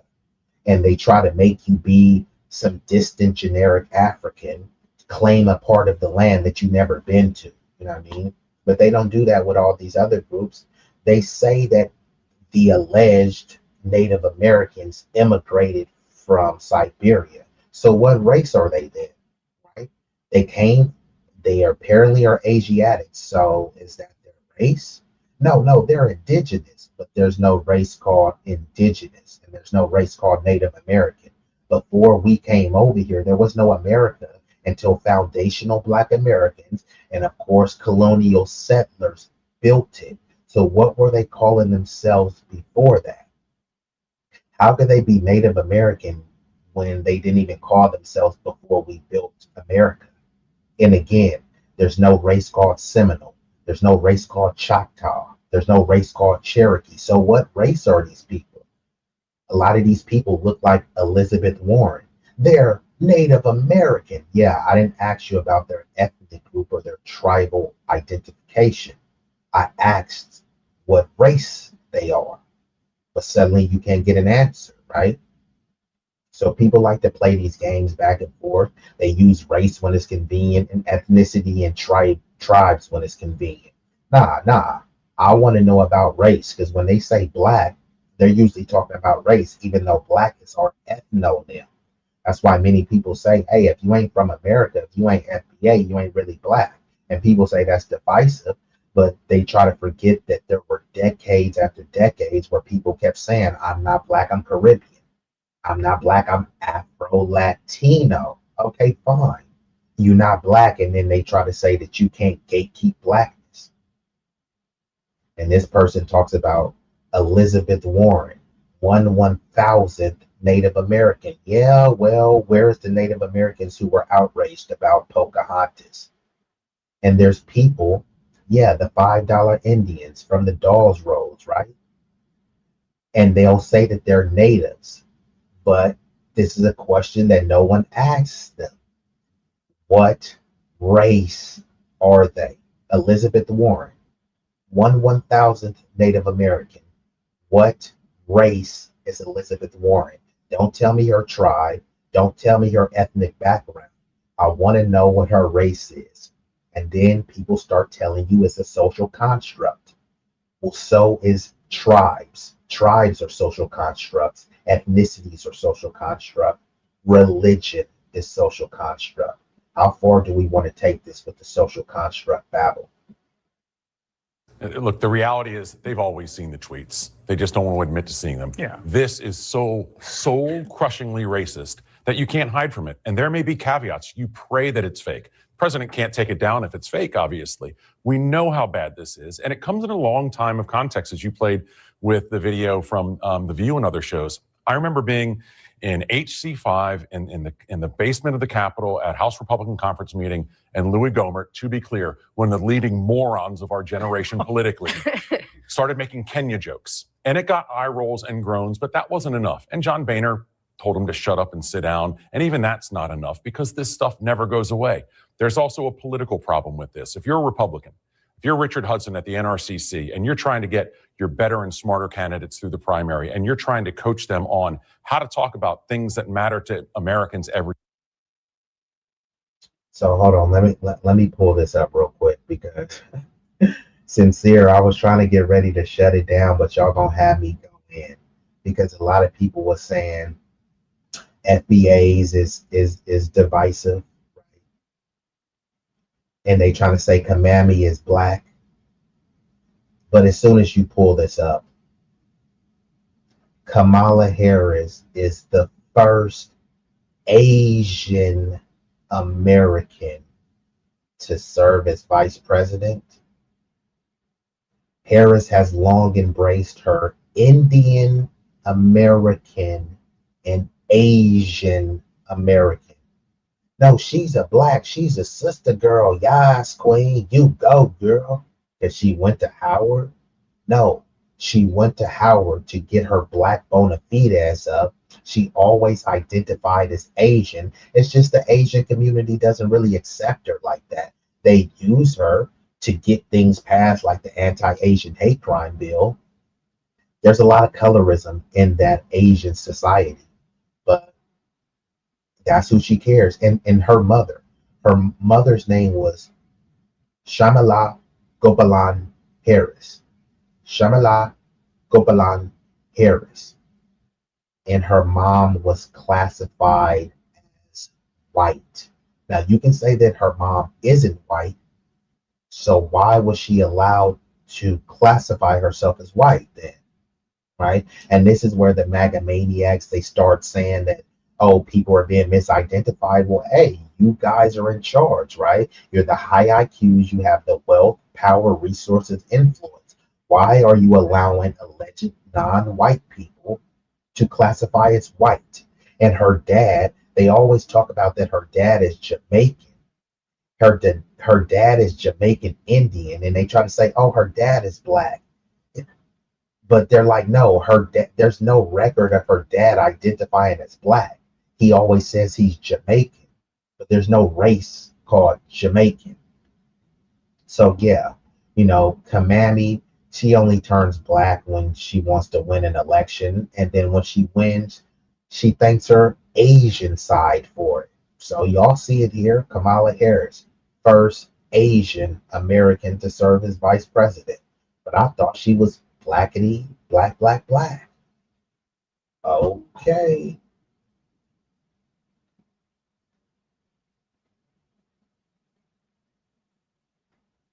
Every day. Prices, jobs, the economy. Here comes Donald Trump yet effing again as a one-man wrecking ball, stopping Republicans from doing what they should do to win elections and save the House of Representatives if you want to help Donald Trump not get impeached and everything else that could happen in the last 2 years of his primary. It makes no sense at all. Thank you for that, Doug. One other, sort of piece we have here is how this is breaking through with, I guess we should call this person a politically tuned in American, but still a voter, someone who called into C-SPAN this morning. I am a longtime fan and patron of C-SPAN. But they have a call-in show in the morning, if you're not familiar. And it's a really special piece of Americana, I have to say. But this particular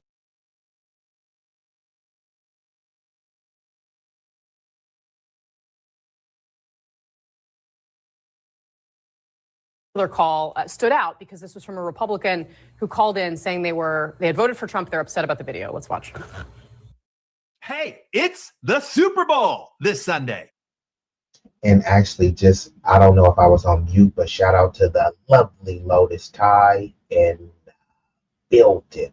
Just in case you didn't hear me before, it looked like my mic was muted. So just so we clear. But I'm going to shut it down pretty soon. So salute to all of y'all that's here viewing this concurrently. You could be anywhere in the world. You chose to be here with me, at least momentarily. And for that, I thank you. Josh, I mean, I'm looking at this awful picture of the Obamas. What an embarrassment to our country. All this man does is tell lies.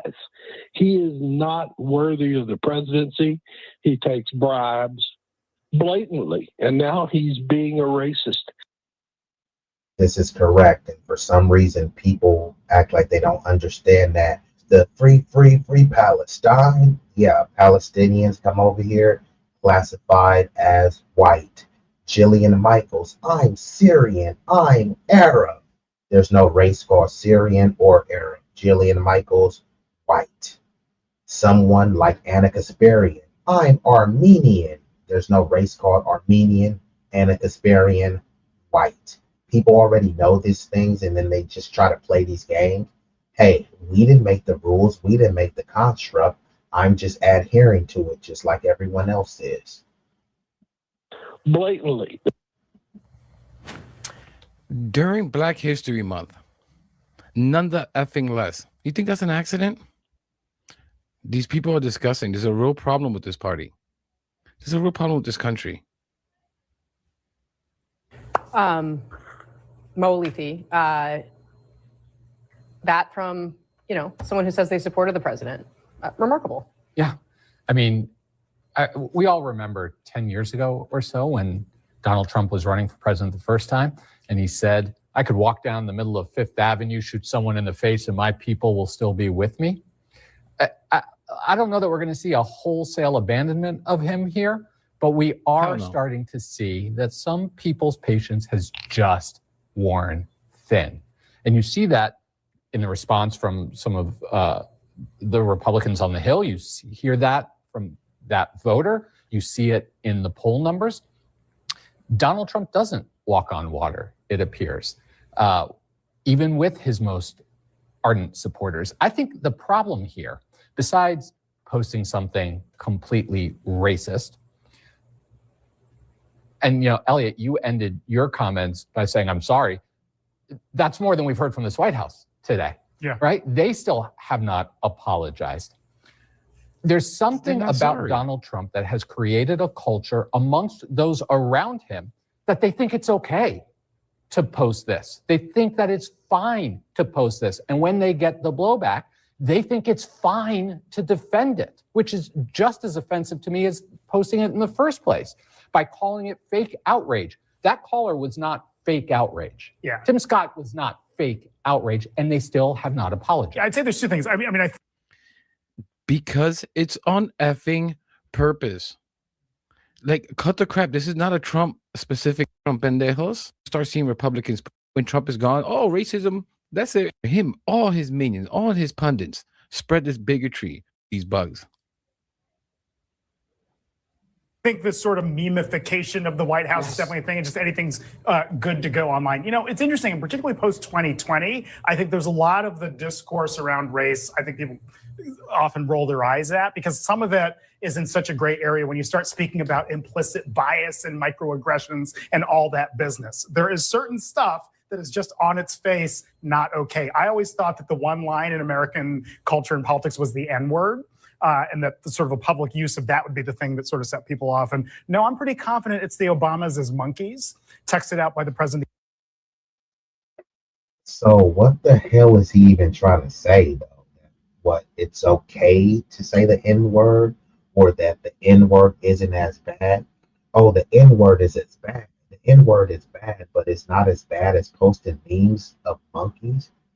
I mean, calling someone a nigger to me, that's worse than posting memes of monkeys. Either both of them are bad. So why is he trying to compare the two and say, man, I thought the N-word was bad, but this is really, really, really bad. They're all bad. So like, why are you trying to make a hierarchy of bigotry? And if you are trying to make that, then, you know, we need to have a clear, concise hierarchy of the bigotry. And why is it always the N-word, right? There's other slurs, and that's why I got some merch coming soon. All slurs matter. Do y'all forget about the other slurs? Hypothetically, theoretically, you can use other slurs. They have ones called chink and wetback and spick, bob, fresh off the boat. There's other slurs that you can use, but don't worry. I don't mean it like that. I mean it in an endearing way. You know, like how when you say nigga all the time, right? There's other slurs to use. And there's the most forbidden slurs. See, people can say nigga and you can say nigger, and no one really cares. But, you know, people get uptight when you say that F slur, and like Sincere likes to say yagged, or I say maggot, drop the M at the F, right? How about the Jewish slur, Ike, but you put a K in front of it? Why are people so afraid to say that? All slurs matter. Why should only the black slurs reign supreme, right? I'm a man of the people, right? If people think that more people should be saying nigga and nigger because they heard it in a rap song, then we should be putting these other slurs in rap songs as well, right? It's just a word, right? Okay, well, yagged is just a word, right? Ike with a K is just a word. The United States, that is the thing that, even if it doesn't erode support for Donald Trump, he's a popular president to many people, is the thing that no reasonable person can look at and see as anything other than just horrific and with no place. And for what it is. For what it is. Yeah. Molly Ball, yeah, go ahead. I was just going to say it's honestly a little bit refreshing that there still is a line. And I think that. So, Jeb, it sounds like you're kind of one of those MAGA maniacs who may possibly have Trump nuts in your mouth. So let me just make this clear to you. Trump is a bigot. Biden is a bigot. If I was choosing between the lesser of two bigots, it would be Trump. But that doesn't mean I would vote for him. Didn't vote for Biden, didn't vote for Trump. It's just Biden has a longer history of being anti-black. Trump is anti-black. It's just Biden has a beat because he has a longer history in public life being anti-black.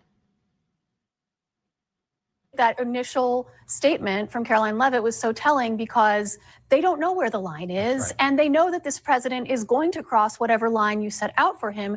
And the initial instinct is always to say that it's okay, is always to find some pretext to insist that everything he does is fine. And it's only when people are authentically outraged that they realize, oh, maybe a line has been crossed. I think she made another good point when she said that this is not what the American people care about. It's because that of is the also effing true. midterms. Like as Doug was saying, the American people would like their president to be focused on bringing down costs. The American people would like their president. So what exactly does this mean, Roger? In '84, during a private conversation with the Washington Post reporter, Jackson referred to Jewish people as Heinees and New York City as Heine Town. What exactly does that mean?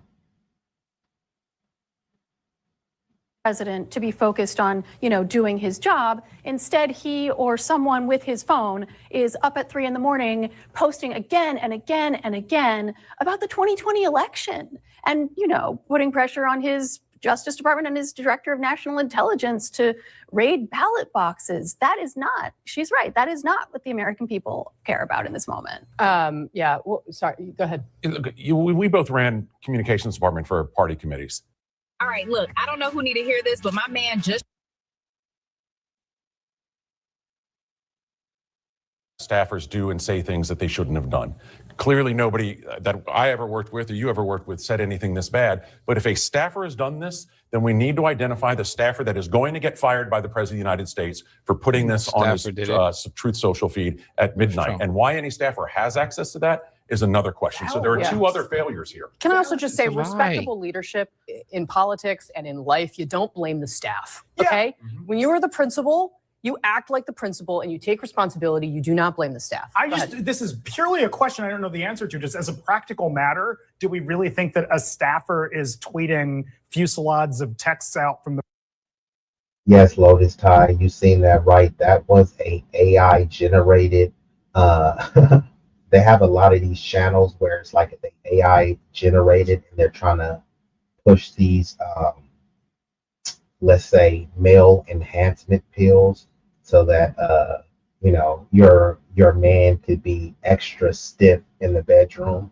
So yeah, they have a lot of those, and now instead of hiring actors, they just get a lot of AI people to make these AI commercials saying, here, you don't need Cialis or Levitra, get these new Blue Chews or something. Right? So yeah, but according to them, like Pac said, they'll have you harder than a nigga fresh out of jail. But who knows? I haven't popped it. The president's Truth Social account late at night. Like, could that be the case? Or I don't know. I always thought at least those were him, but And I let's will just remember, say his typically- day started with his head bowed, presumably in prayer, at a prayer breakfast, and it ended with that video being shown. Yeah, well, and I will also say, I mean, we report repeatedly here on what the president says on Truth Social, often late at night, sometimes early in the morning. And by and large, the White House does not come and say, actually, that was a staffer that said that. It was not the president. Molly Ball, I want to sort of zoom out a little bit here because, I mean, you've covered Donald Trump for at least a decade, right? If not longer. They were little, but they keep growing and growing. And apparently once you pop them, you turn into the Energizer Bunny and keep going and going. It's going to be a long night. And his history around this is long and complicated, or maybe not that complicated. It goes back to the Central Park Five in New York. We showed a little bit of his comments about President Obama and birtherism and making all sorts of suggestions about him in that regard. This is not a new thing with the president using race in a divisive political way. Absolutely. It's always been. Just want to say, Hispanics out there, people of all color, I hope you're starting to see the parallels of how they treat black people and the things that they say. When I see this, what they did with Obama and Michelle, I see it as a fucking direct attack on me as a Hispanic. Not only because I have African ancestry. You need to start seeing it as well this way, because that's how they see all of us of color, one way or another. This is what they think of it. This is what I've been saying all effing year. They see us as fucking animals, undeserving of humanity. They wanted.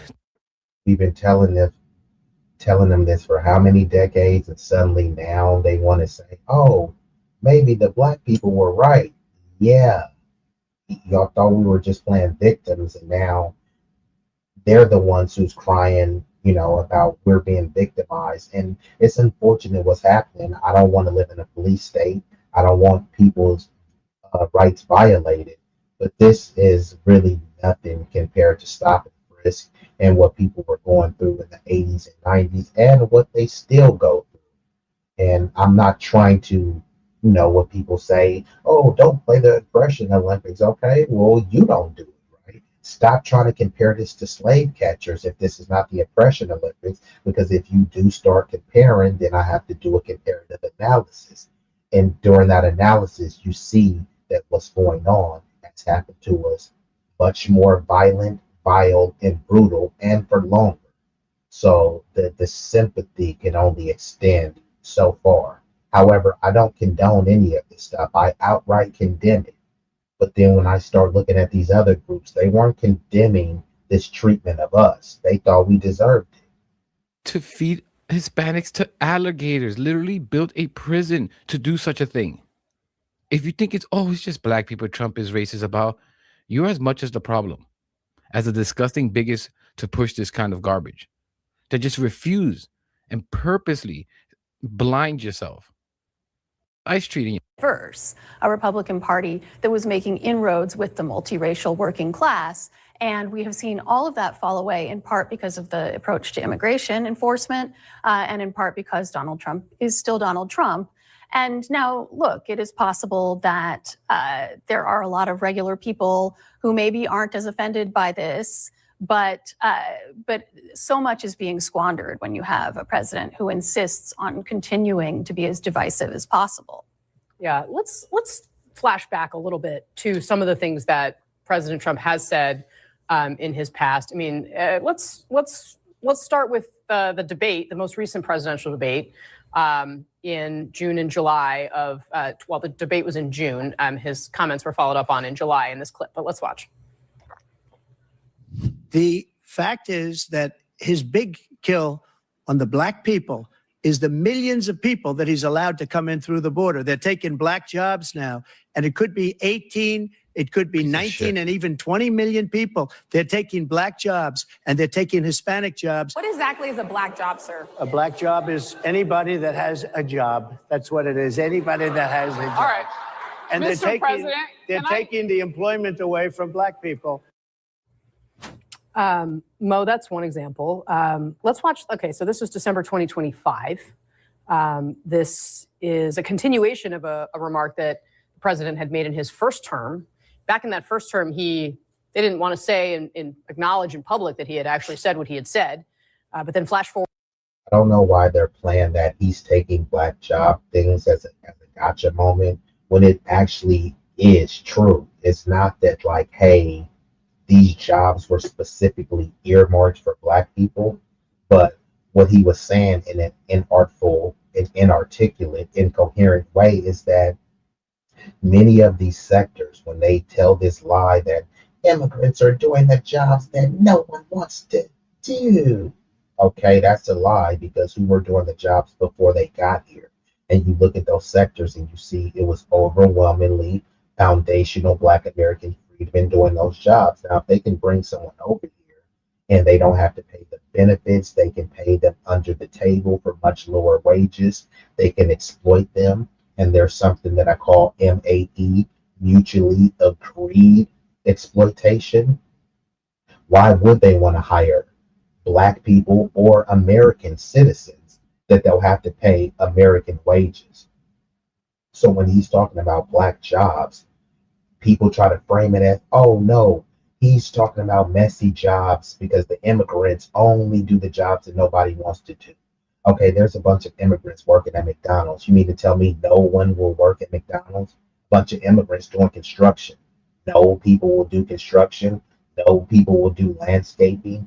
No people will drive trucks. Who's gonna pick the fruit? Most immigrants aren't picking fruit. So why do y'all still keep saying that goofy shit? This is 2026. You know how many advanced farming equipment that could do the work that 10 immigrants can't do?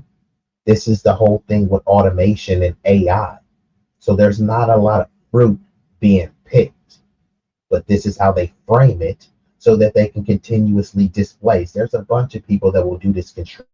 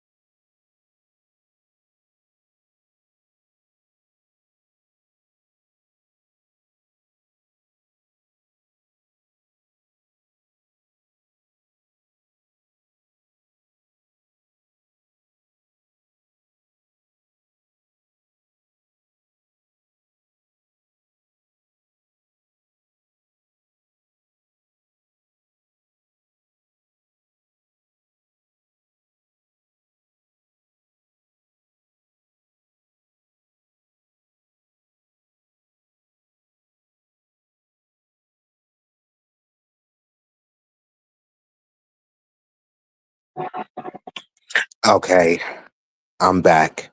I just had to join from my phone because it looks like my Wi-Fi went out. Usually like around this time, sometimes like the internet provider, they do some sort of maintenance with my router and it just automatically starts up. But this was coming to the end of the show anyways. So I do appreciate y'all, all of y'all viewing this live concurrently, and the people that will be watching this on the replay, gang. Y'all could have been anywhere in the world. Y'all chose to be here with me. And for that, I thank you. So yeah, I'm gonna do my rundown. You know, I'm gonna do some final visuals and then we'll get ready to shut her down. So to all of the newcomers, it won't cost you a fee. The likes are free. Hit your boy with a like, share, comment, subscribe, hit that notification bell. So when we're doing these impromptu streams, you can engage with the chat and be a part of this community. You know, I definitely love and appreciate y'all. And, you know, we're just going to keep growing this community larger and larger. So let me get ready to hit these visuals and then we will be out of here. Hopefully y'all stick around to the end and I'm gonna hit y'all like so. Give me one moment. So like I said, with the likes, they are free, but in case y'all forgot, here's a friendly reminder. Time for a like intermission. We kindly request that you show love to the channel's creator and platform by leaving a like, sharing, commenting, and subscribing. Don't forget to turn on the notification bell to stay up to date with all the latest content. Liking posts is completely free and helps the algorithm boost our reach. We want to grow the community larger and larger. So thank you all who take the time to support us. It does mean the world to us and doesn't go unnoticed.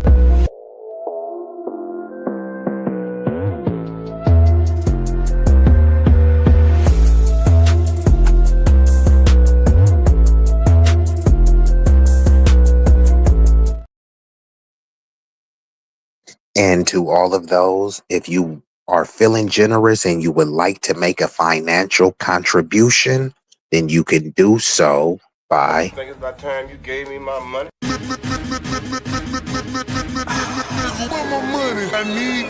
need cash. Please send that money. Please send that money. Please send that money. I need cash. I want my money. I need cash. I want my money. Now, before we get up out of here, you know, I gotta hit you. Yeah. Hey.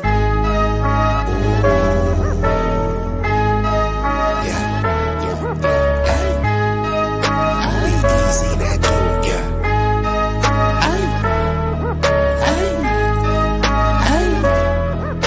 shit so hot it's burning up. Just go ahead and turn this up. I bring the pain like an aftermath of a car wreck. It's a lot of niggas that say they real, but to me that shit is far-fetched.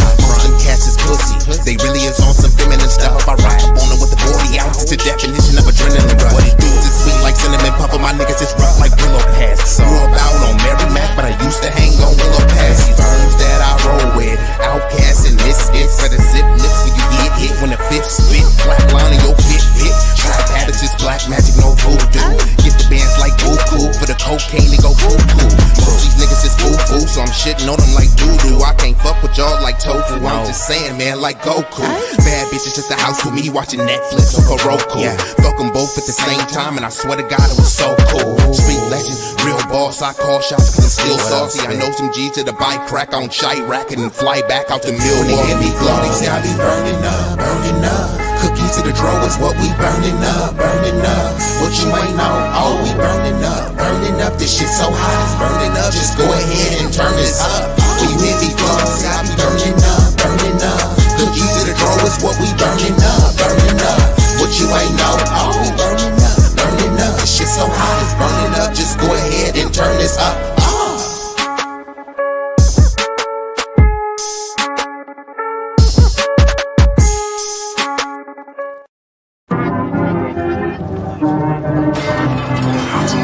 Are you not entertained?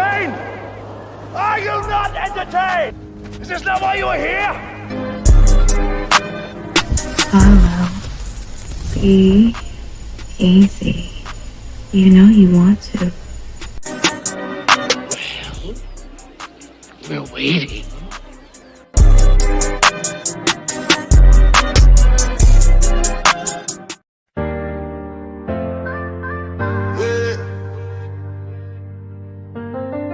B-Eazy Dat Dude. B-Eazy Dat Dude.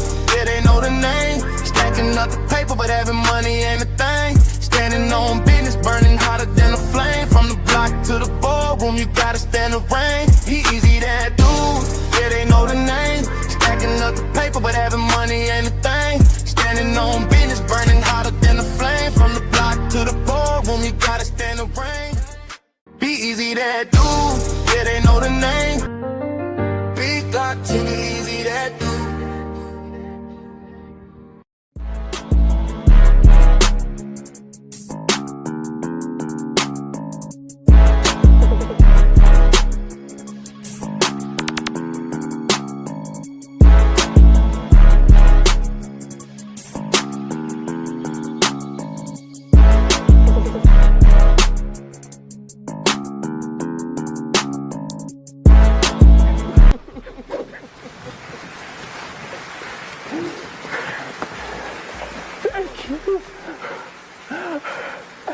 You love me. You really love me.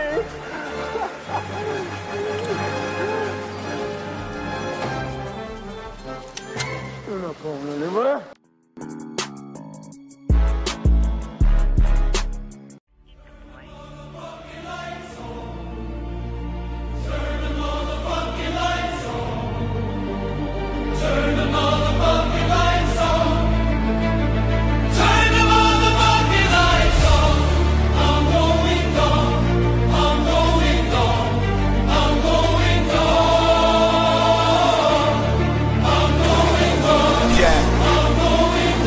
Yeah.